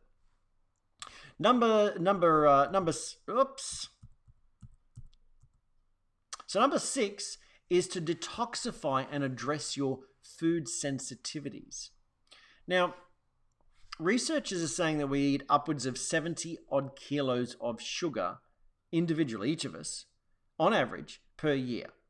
Now, since I don't eat that much, that means that maybe you eat a lot more, or somebody out there eats a lot more, and that's without including the fact that a lot of the starchy foods then just simply convert into sugar in our body. So even so-called healthy foods like almond milk can contain hidden sugars. So get really good at reading the labels, like I mentioned before. But food sensitivities, such as dairy, gluten, they can trigger the immune system to move into overdrive. Having too many toxins in the system can stop your body from losing fat. So you actually hold on to the fat because you're toxic. That's why we find that when people do a detox program and heal their gut, the weight starts to drop off naturally. We've had people not even trying to lose weight, following the Eat Savvy diet and doing a detox protocol, and they say, I lost 8 kilos in a month. And they'd been trying to lose weight beforehand. They didn't even try, technically, didn't do more exercise or diet per se. They changed their food choices and focused on optimizing the detox pathways, and they shed 8 kilos. Boom. And these weren't people who were particularly obese either. So the Eat Heavy diet works really well for this because it's already eliminating many of these things that will cause you to hold on to weight and send your immune system to overdrive and trigger inflammation and all that sort of thing. So trigger insulin resistance. So one study, for example, found that a gluten-free diet with plenty of whole, real foods, so not gluten-free junk foods, reduced the inflammation, reduced excess weight, and reduced insulin resistance in the participants. Okay, so, and it's many experts believe that it's this chronic low-grade inflammation that in the body from the foods that relate to obesity. So again, lots of things you can do there. Number 7 is to get good sleep and reduce your stress. Good sleep hygiene makes such a big difference. So there are some studies that show that when people, when people lack sleep, it can be correlated with increased obesity, increased hypertension, increased other metabolic disorders as well. And, in our technology-heavy world, we tend to be up too late at night, lots of blue light that messes with our circadian rhythm, and we don't sleep properly, and we wake and toss and turn and all this sort of thing. So the more you can really get good sleep, and we have lots of sleep tips in the community here, and reduce the stress, and you can look at our stress reduction action plan for that. But anything that can help you to reduce stress, like chilling out more, relaxing baths, saunas, yoga, meditation, all of that, deep breathing exercises, all really helpful. And then we have the last one, the targeted nutrients, really looking at targeted nutrients and what they can do. And so I'll just take you through some particular targeted nutrients.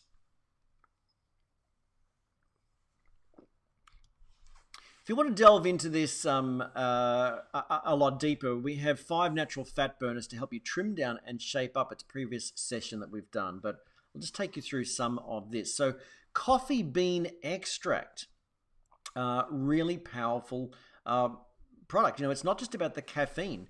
Coffee beans are loaded with antioxidants and active compounds, and they really can help you to produce weight loss. It's more than just caffeine. And here's the unfortunate thing. Your coffee, when it's roasted, removes something known as chlorogenic acid. And that's believed to be one of the ingredients that can produce fat loss. For example, they did a study where they just used instant coffee or instant coffee with a coffee bean extract, and participants, caffeine can stimulate your metabolism, but with the coffee bean extract, the whole coffee fruit extract, then people lost more weight. So lots there, and that's included coffee bean extract, something that is in products that we use here in the Savvy team. Lots of human studies have been done there, animal studies as well as human studies. But for example, just one study took 30 overweight people, took them for 12 weeks, and then they just found significant improvement in weight loss. This was one study. Another study found that the people taking 5.4 kilos more lost by those taking the coffee bean extract. Powerful stuff. So all sorts of things can amp up your metabolism. Green tea extract. This can speed up your rate of cellular metabolism by up to 40%. And so it can really help you to burn fat faster. Loaded with antioxidants, beneficial extracts as well. And again, I go into it deeper in that particular class that we do. Stimulates your metabolism, improves all sorts of aspects of health, and increases thermogenesis, increases the GLUT4 receptors, which means that the energy can be burnt more by your muscle than stored as fat. So powerful stuff. And it's not just the green tea. So it's not just drinking more of green tea. It's actually the potentiated extract, the EGCG extract. We have citrus polyphenols. There are certain bioactive polyphenols that can be extracted from citrus. We use this in some of our products. But let's just take naringenin from grapefruit, for example. That can extend the fat-burning effect of caffeine. It can balance out the sugar and help to prevent metabolic syndrome. And that you may have heard about the grapefruit diet, for example, in the past. But it can also do all sorts of other things. And so what researchers have found that you can actually see targeted midsection obesity, like a fat reduction, central obesity reduction on these citrus citrus polyphenols. So looking at one thing there where they have actually seen fat mass go down and lean mass go up.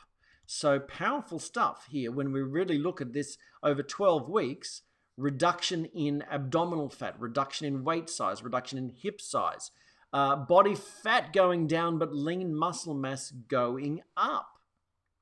Now when you start to think about stacking these ingredients on top of each other and combining them, you start to see some powerful things here. So we include this, it's a patented ingredient, we include this in our programs as well, especially in our Body Transformation Challenge. L-carnitine is a naturally occurring amino acid that's often taken as a supplement. Okay, so and this really can help the mitochondria actually use fat for energy. So it sort of stimulates your mitochondria to be able to burn up fat for energy. It helps you. So if you've got some ingredients that are helping your body to release the fat from the stores and some increasing fat burning, you can see where this can really be helpful. So I'm not going to go into that in depth, and this can help muscle recovery and help your exercise program, that sort of thing. But by itself, it's not usually used. It's usually used in formulas. That's how we use it as well. Then there's CLA, or conjugated linoleic acid. This can help to prevent absorption of fats in your bloodstream, as well as enhance fat breakdown in the muscle cells. So that leads to a reduction in body fat, so a change in your body composition. And so of all the weight management ingredients designed to optimize body composition, CLA is one of the most researched. Okay, so a lot of studies confirm that it can help to reduce body fat and increase your lean body mass, especially when put in conjunction with the proper dietary program. Okay, so there are a few natural sources of CLA, but in most cases you'll never get to the therapeutic dose. And actually in some research we've seen, people have to take, if you've seen CLA formulas before, sometimes you have to swallow 12 of the big horse pills just to get to the therapeutic dose. Whereas when in what we use here in the Savvy team, it's just a tablespoon. So it's really, really super simple to get that down. And we use that in mostly our body, our whole Body Transformation Challenge. So, there's a lot of science around CLA and the anti-obesity mechanisms and action and how it actually works. So there's some other tips too. So, for example, guarana, used in many programs, it can be helpful. Probiotics can help as well. Chromium and many of the trace elements can help. More coconut oil can help your fat burning as well. Obviously, things such as protein powders. Whey protein can be inflammatory, so we tend to use things such as pea protein for most people. But hemp protein is good as well as a plant-based protein. Bone broths can help seal the gut and help, and same with collagen supplements that we use as well. That can provide an abundance of amino acids which support detoxification, support your muscle health, support gut health, and all of these sorts of things. So go through more of that in that particular class that I mentioned before. Lots of targeted nutrients that we can use there. But if you're going to look for something to help alongside the Eat Savvy diet, for example, one of the things, we have a blend that really helps with the chromium and the zinc and the cinnamon and those sorts of things to help your cravings disappear. That helps a lot of people to balance out their cravings so that they're not after the sweet foods as much. We use a lipolytic and thermogenic formula, so a formula that helps to break down the fat and burn the fat. If you use that in conjunction, for example, with the CLA type of CLA containing product, that can really help to change your body composition as well. So you can sort of see when we start to stack all of these formulas on top of each other, alongside the right diet, alongside targeted exercise, then being trim, toned, and terrific for summer sort of like is a bit of a no-brainer. All right, we also have a free masterclass on our Fat Loss Maximizer toolbox with a heap of other tips.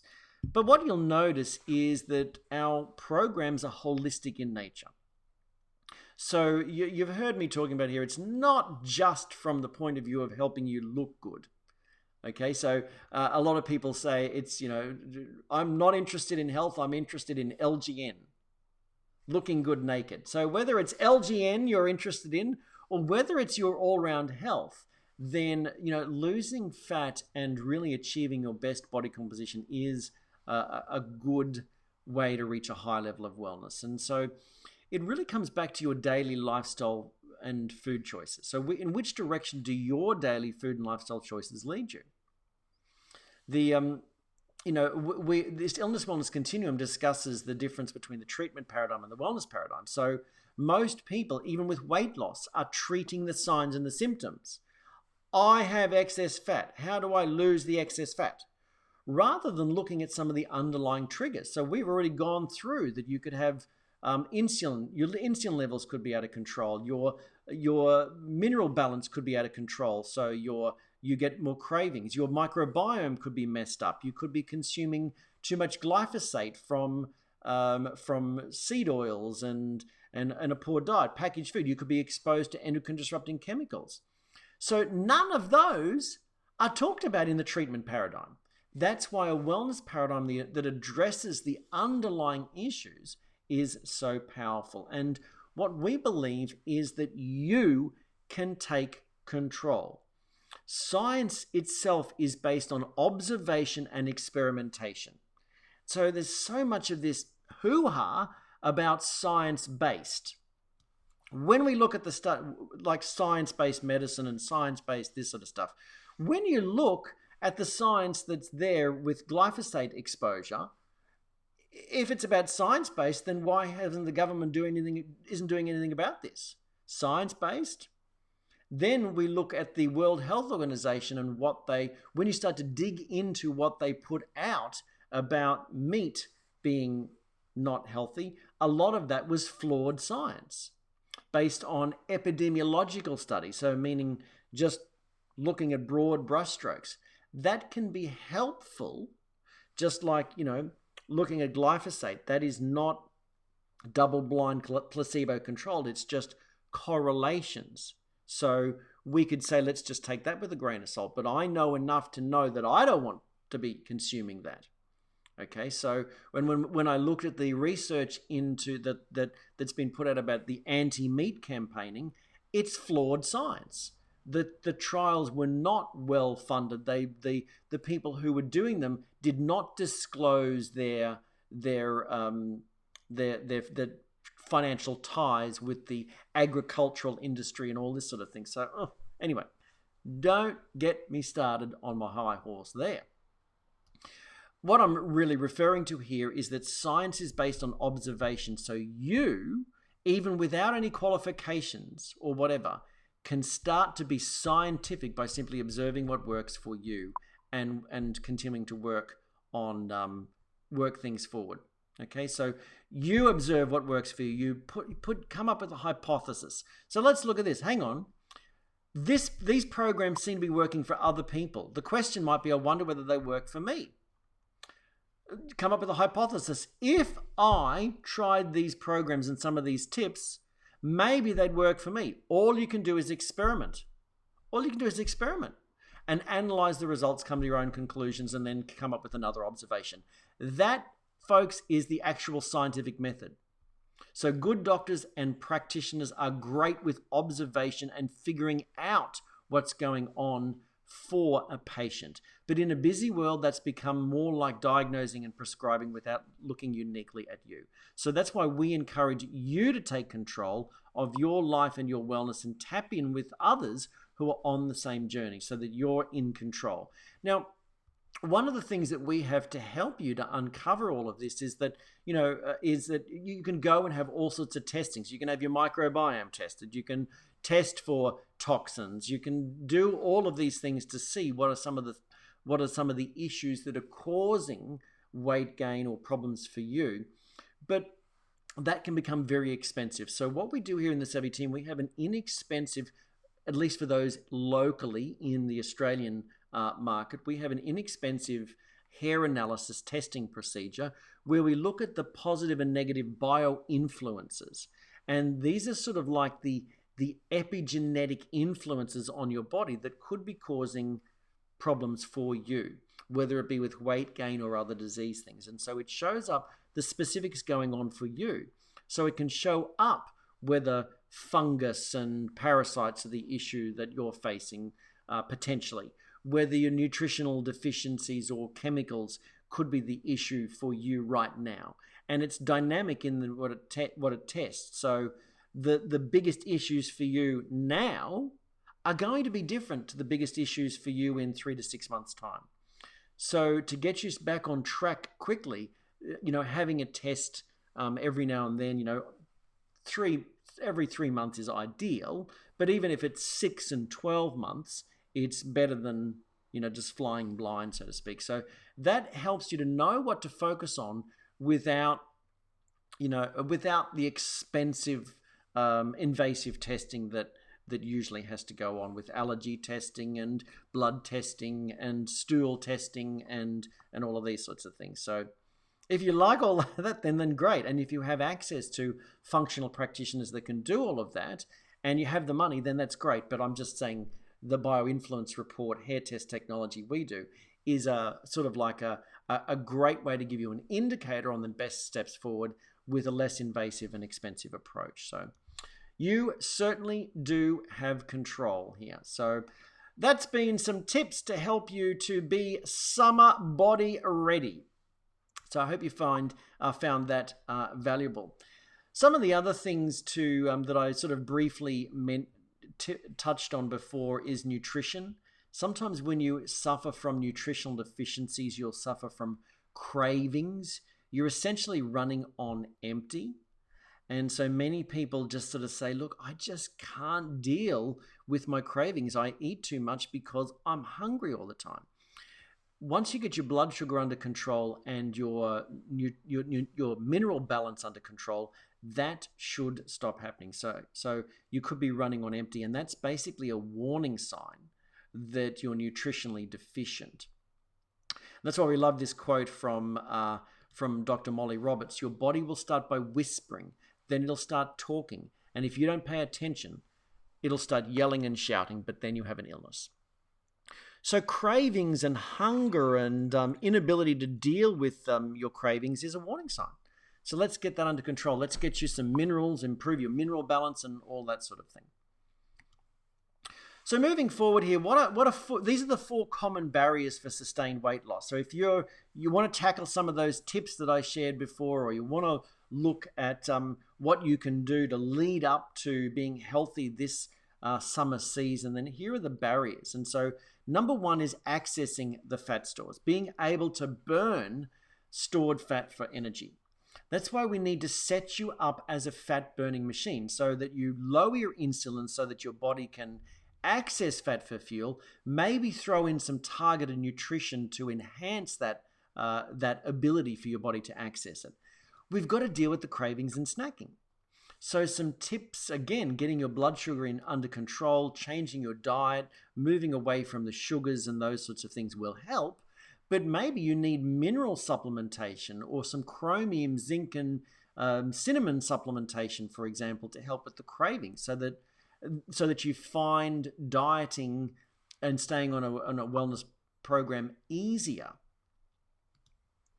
Program flexibility. So the programs that we build in allows for lifestyle adaptability and systems to help you stick with it. And then having ongoing guidance and community support so that you're never alone makes such a huge difference. Now, when we dealt with the Alzheimer's talk, I shared Dr. Dale Bredesen and his comment about about Alzheimer's. And he said that, when we're dealing with diseases such as Alzheimer's, it's no longer about monotherapeutics. 21st century medicine is about programmatics. Now, although this has absolutely nothing to do with Alzheimer's, nevertheless, I agree that getting on top of your weight, any of the things that you're trying to tackle, it's no longer about monotherapeutics, it's about programmatics. It's no longer about just exercise. It's about more than that. It's no longer about diet. It's about more than that. It's actually about full programmatics. And that is exactly why we put together all the programs that we put together. So, I hope you've had some good tips there, but if you're looking for some support, let me just share with you some of the programs that might help you. We have a wellness program based around detoxification that we use alongside the Eat Savvy approach. And this is good if you've had long-term weight issues. This can be good as a bit of a kickstart to get your body ready to lose fat.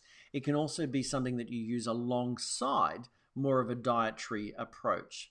Okay, so that can be really, really helpful. And as I've said, we've seen people lose maybe just a kilo without trying. Some people lose 10 kilos without trying. Some people are doing detox for a couple of months in a row, even losing 20 kilos, not trying to diet, just sort of practicing. They were going to go on the rapid fat loss protocol, but decided to do a bit of a detox beforehand and never got off the detox because they felt so good and they were getting the success that they were looking for. Then we have our wellness program, the Rapid Fat Loss Protocol, which is a very targeted fat loss program. This is more for those who are not so active and they want to lose fat as fast as possible. So if you're not really an exerciser and you want to put the foot down on the fat loss machine, then this would be the program for you. But it is the strictest program that we have as well. And so nutrition is even more important because of that. So because we don't want your body to be deficient as you're shedding the fat. Then we have our Body Transformation Challenge program, and this is really a body recomposition program. So good for those who are interested in pursuing an exercise program as well. So they're just some of the programs that we have for you. But we would love to know, how can we help you? We actually have an online survey that really looks at some of the things that you're facing right now, so that we can point you in the right direction. So that is that's available online. We can send you that link, and it is entirely confidential.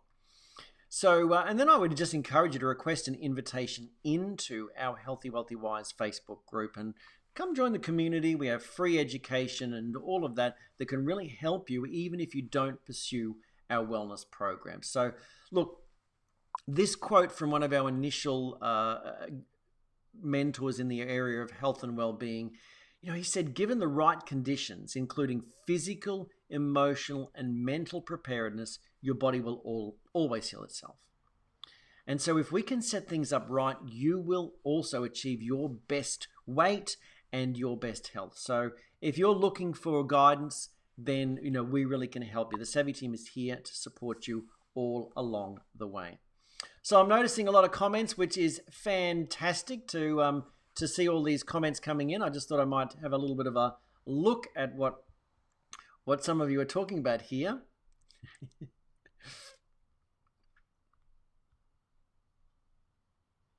Yeah, well, there we go. Where are we? Yes, yes, Paul, you are getting a dose of Roundup in your polenta porridge, I would say. And this is the challenge. Many people who move to a gluten-free diet are still on other things that can cause images. Yeah, so what type of fruit? Look, fruit, most of the time if you're wanting to lose fat, you might need to give fruit the boot. Because it was only in 2010 that they really discovered how fructose metabolism is very different and how it works different in the liver. So basically all of the fructose, now fruit is obviously a mix, and I'm not saying that fruit's unhealthy, but if you're looking to lose fat and getting control of your blood sugar, you may have to give fruit the boot. And also it can feed candida and all sorts of things in the body. So initially when you're looking to lose fat, you're wanting to optimize vegetables. Where this 5 to 11 servings of fruits and vegetables came from, I don't know. Because our fruits in this day and age are far sweeter than they used to be. If you're eating the low carb fruits and high nutrient dense fruits, then that's really good. But strawberries and grapes even aren't the best thing. I noticed Paul asking about strawberries and grapes. They're very high sugar fruits. Strawberries are okay, but then strawberries can come along with a whole bunch of inflammatory aspects too. Many people can't handle the salicylates that come along for the ride in things such as strawberries, and that triggers reactions in their body. So again, just being very careful. So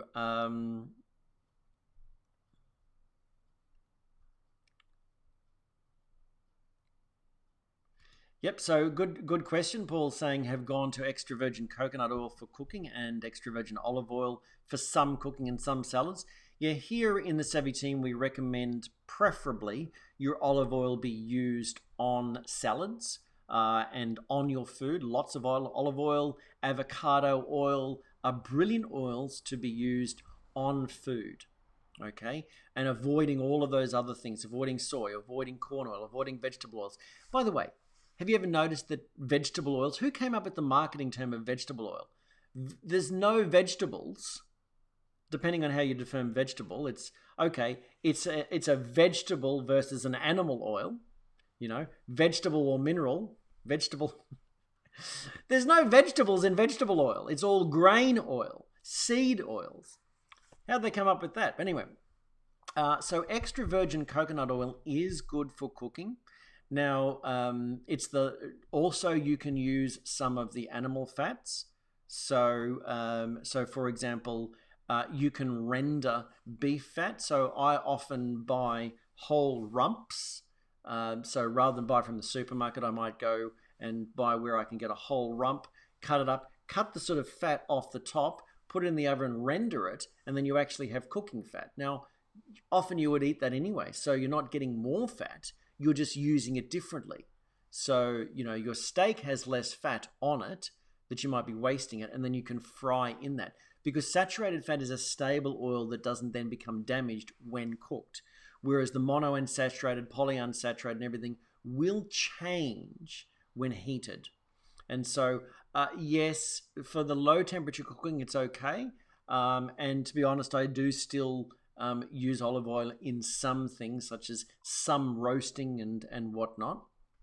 But often what I will do instead is melt down some of the beef fat, for example, and then put the vegetables in it. And they actually did testing. You know that McDonald's fries, for example, used to be deep fried in animal fat, so tallow and that sort of thing. And then they had to change because everyone was believing that saturated fat was unhealthy because of all the promotional stuff, and it's actually much more unhealthy. Heating and reheating vegetable oils is far worse than the animal fat. So they actually did a test in one McDonald's store where they actually did French fries in animal fat again, like they used to, and did a taste test for the people there, and the majority of people preferred the animal fat one. Now, I'm not suggesting you eat French fries because I don't think you should be eating the potatoes, or that you should be eating deep fried food, but just saying, people preferred the flavor, and it's actually better for you in the long run. It doesn't change. It doesn't become damaged, toxic, and over time. So yes, but extra virgin olive oil is good for salads and everything. Extra virgin coconut oil. The challenge with the coconut oil is that it does flavor everything with that. Now, I have attempted to do as much research as I can, and the deflavored ones, so they have been processed. The coconut oils that have been processed to remove the flavor, if they've not been processed with using chemicals and hexane and all that sort of thing, do appear to be beneficial for cooking. Obviously, extra virgin's best, but you can use some of those that don't have that strong flavor. Okay, so they you still notice somewhat of an aroma and flavor, but they're not damaged in the processing. Just like MCT oil is actually still beneficial, even though it's been processed as such. So, yep. Ghee, using ghee for cooking, all that sort of thing. Saving your cooking oil, good stuff. Yep, so definitely take a blowtorch to the pantry for sure. Get that bin out and see. Just learn to read the labels, because you can be tricked too. You can think that is the same. Look, even chocolate. So I do eat dark chocolate. You probably, dark chocolate's full of great antioxidants, but it can trick you. So because if you're trying to go low carb and then you go for high quality. So I was looking at chocolates the other day, and some of the higher quality chocolates were slipping vegetable oils into them. Yeah, so in other words, that's basically margarine. It's basically hydrogenated vegetable fat, bad stuff. You don't want that. Whereas if you look on the label and it says cocoa mass, cocoa butter, for example, you might see something like lecithin emulsifier. It's not too bad. You might see vanilla bean extract, those sorts of things, and sugar. Then that's okay, because the cocoa mass, the cocoa butter, all good stuff. Even if sugar is there, as long as you don't have additional stuff. So some of them slip in there, reduced fat cocoa powder and all of that, and that may or may not add benefit. But when you're dealing with pure cocoa mass, pure cocoa butter, all of those sorts of things, they're actually better, in my opinion. So, so just learn to read the labels there. Yep, definitely take notice of the waist to height ratio. Grapefruit is good without the sprinkled sugar for sure. Grapefruit and coffee. See, grapefruit, I mentioned the grapefruit there because it can basically take caffeine and improve its fat burning effect, actually make it last longer. So that's where the fat loss benefits appear to be used. And that's why in the formulas, for example, that we use, it has the citrus polyphenols and caffeine, so that it extends the fat burning effect of the product. Paul wants to look good naked. He's going to join a nudist camp now. So, yes, it's raining everywhere, Eleanor, I think, around this area. And yes, flawed science, fake news. Look, you can use some comments there. Eleanor says, Eleanor writes in, I use extra virgin oil for cooking. And talking about Paul there. I thought you weren't supposed to heat it, use it in dressings. Absolutely. You don't want to high heat the olive oil, but at the same time, olive oil, there's a risk benefit ratio going on here, because olive oil is rich in polyphenols and antioxidants. So, for example, some research shows that if you're going to barbecue meat, which isn't ideal, it's not really that savvy to char grill meat. If you've olive oiled it, then you've essentially lessened some of the damaging compounds that are created because of the antioxidants in the olive oil. So there's sort of a give and a take there. But that's not ideal, no. So, yep, drink more green tea. Green tea is great stuff. But again, the fat burning effects that I was talking about is more from the EGCG, the particular extract from the green tea, but green tea will certainly benefit you.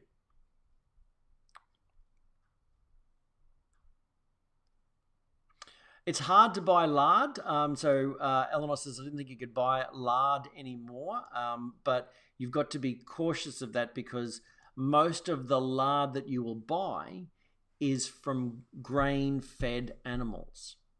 So that's the problem. You don't want to buy commercial lard anyway, because if it's from a grain-fed animal, then the micronutrient ratio in the fat is off. And so it can still be inflammatory, and it can still, and it can even trigger issues for you. So you only really want it to be from grass-fed animals, okay? Even if they may have been grain finished, unfortunately, but grass-fed beef, the any dairy from grass-fed beef and grass-fed cows, and the fat from grass-fed or free-range animals is what you want, because the fat ratio is all out if they've been grain-fed. Okay, and they're not healthy because that's not their natural food source. So unhealthy animals, unhealthily raised animals don't lead to healthy people either. So this is where this whole fight over factory farming techniques and meat eaters and all that sort of thing, well, when you actually look at the proper farming techniques where animals are raised, not only is the animal healthier, not only is the farm healthier, not only is it more efficient, but you're healthier too. So you certainly do want to avoid wherever possible the typically factory farmed meats. Not so bad in Australia compared to in the US, but it still goes on.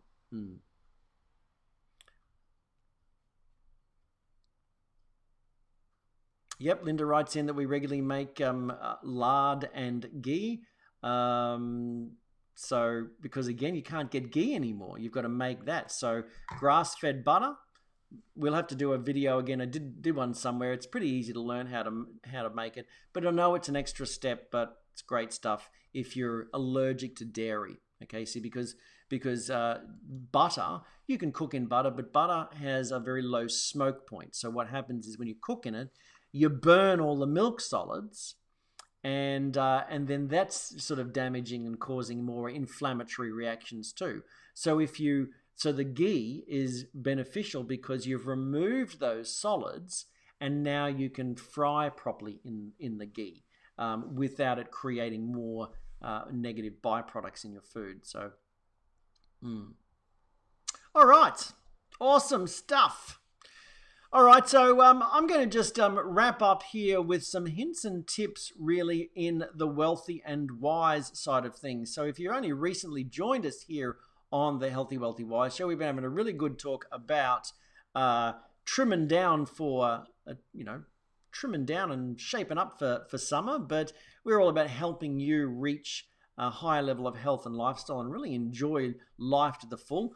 This session in Wealthy and Wise, I want to talk about the concept of you keeping your eyes on the prize. Eyes on the prize. What do I mean by that? A lot of the times when we're looking at our goals, whether it be a weight loss and wellness goal or whether it be something that you want in life, we can be so much focused on what we don't want, the unwanted, rather than the wanted. And they really are like that, aren't they? They're the flip side. So when we look at the duality that goes on in life, we have the front to the book and a back to the book. You can't have an up without a down, an inside without an outside.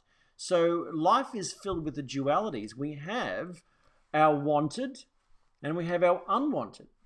Here's the thing, when we start to understand how the cybernetic mechanism of our mind, how our psychocybernetic mechanism works, how the law of attraction works, we want to focus more on what's wanted and less on what's unwanted. But let's just think about this even from the weight loss point of view. And I'll go back and let's just think about it from that picture I shared earlier on. So if we focus more on the fact that I'm so unhappy that I have flabby arms, for example, then that my cuddle arms I'm not happy with. Or for example, where's our guy with the big belly that he was so unhappy with? Lost him. Yeah, there he is. So if we focus, for example, on this and we put all of our focus onto, I hate my fat, for example, that is really, basically you're focusing on the unwanted side of things. You're really getting fixated on unwanted. And the law of attraction basically states that, the more you focus on something, that expands. You can't sort of get rid of something. So this is the same thing right across everything that we do in life. if we can, a lot of the times we might focus on, I don't like this anymore, or I'm sick of my old car, or I hate my job, and all that sort of thing. So then we're focusing on what's unwanted. So the reason that simple things like this is so good is in the Savvy team, in our personal development programs, we talk about a principle that we call just doing an about face, like doing a 180. All right, well, if you know what you don't want, then what is it that you do want? Let's not focus on what you don't want, focus on what you do want. So it's sort of like going, okay, well, I know I don't want that big gut anymore. What do I want? I want a fit and healthy body. And I want LGN, look good naked. So, whatever it is, whether it be financial goals, body goals, material goals, house goals, everything like that, the more you can focus on what you want rather than what you don't want, the better off you're going to be. So right now, think about it. Start listing down the things. Where have I been focusing on what I don't want? And often that's okay, because that's a trigger for what you do want. I want to give you an example here. So at one point in my life, I decided that I wanted to buy a Jag, as in a car, not the cat, but a Jag. And so in researching and looking at things, I sort of determined, and I wanted the type. I wanted a specific one of the older versions. I wanted the so anyway, I won't go into it, but I wanted one of the older versions, and so I had exactly what I wanted.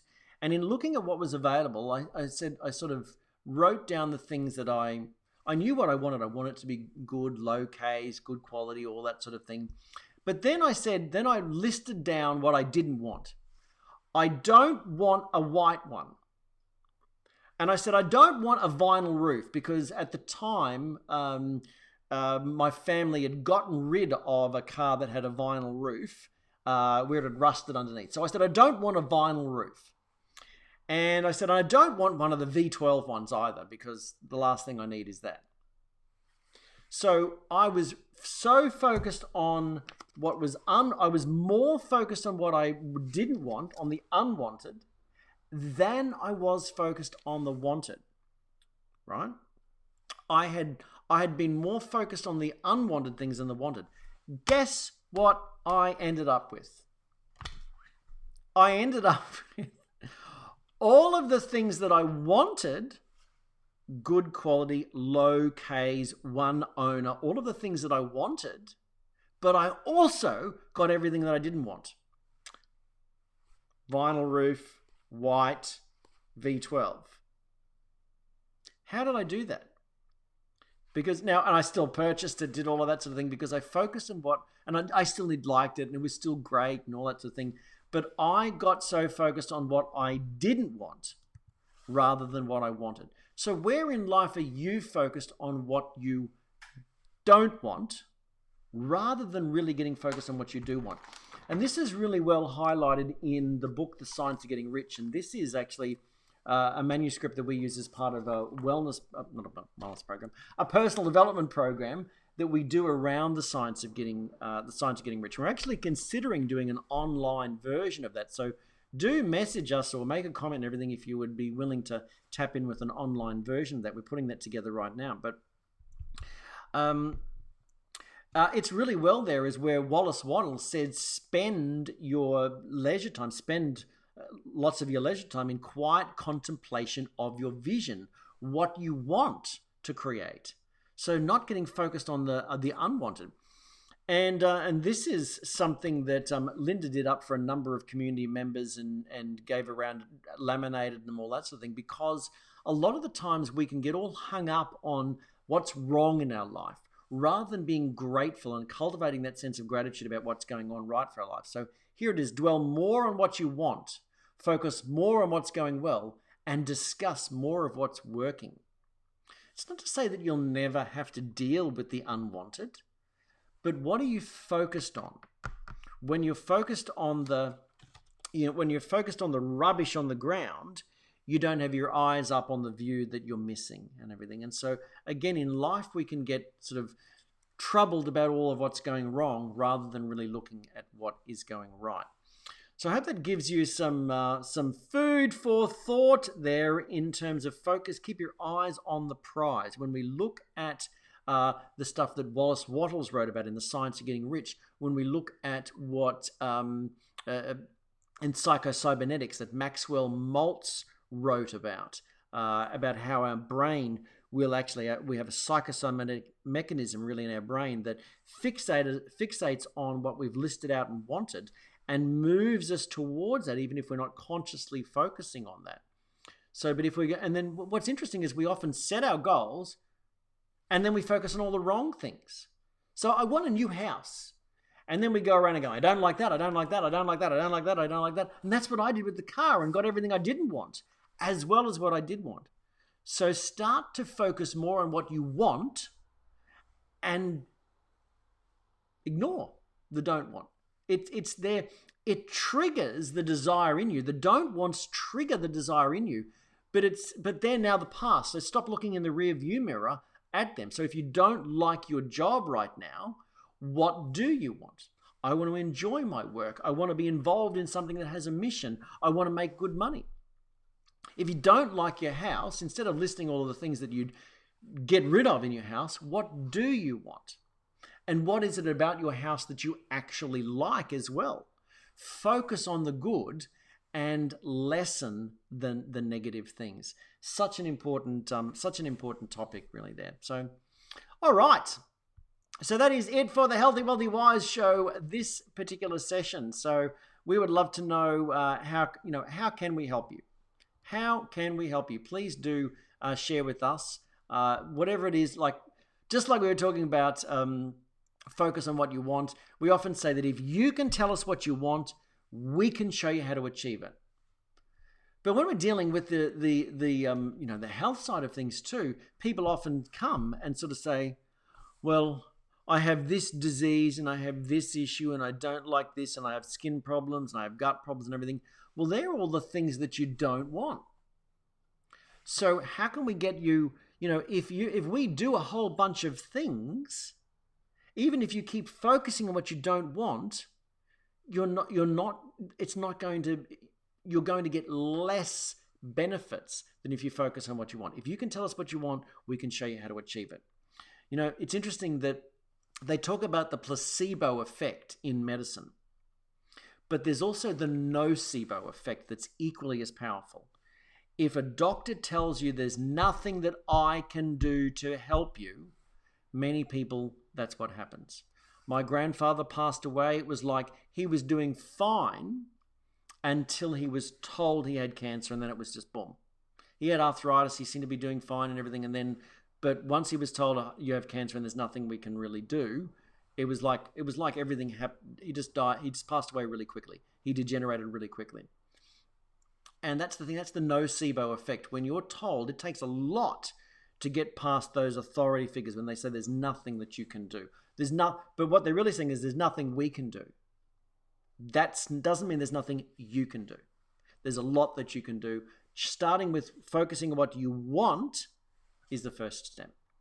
So that is it for us here in the Healthy, Wealthy, Wise show. Congratulations and thanks for being with us. Look, if you're not already a member of our community, then request an invitation and let's get you started on the road to improved health and vitality and even more money and lifestyle. So if you can tell us what you want, we can show you how to achieve it. So that's it from me. All the best and look forward to catching up with you next time on the show. So until next time, it's Corey Sievers here encouraging you to be savvy. All the best. Catch you again soon.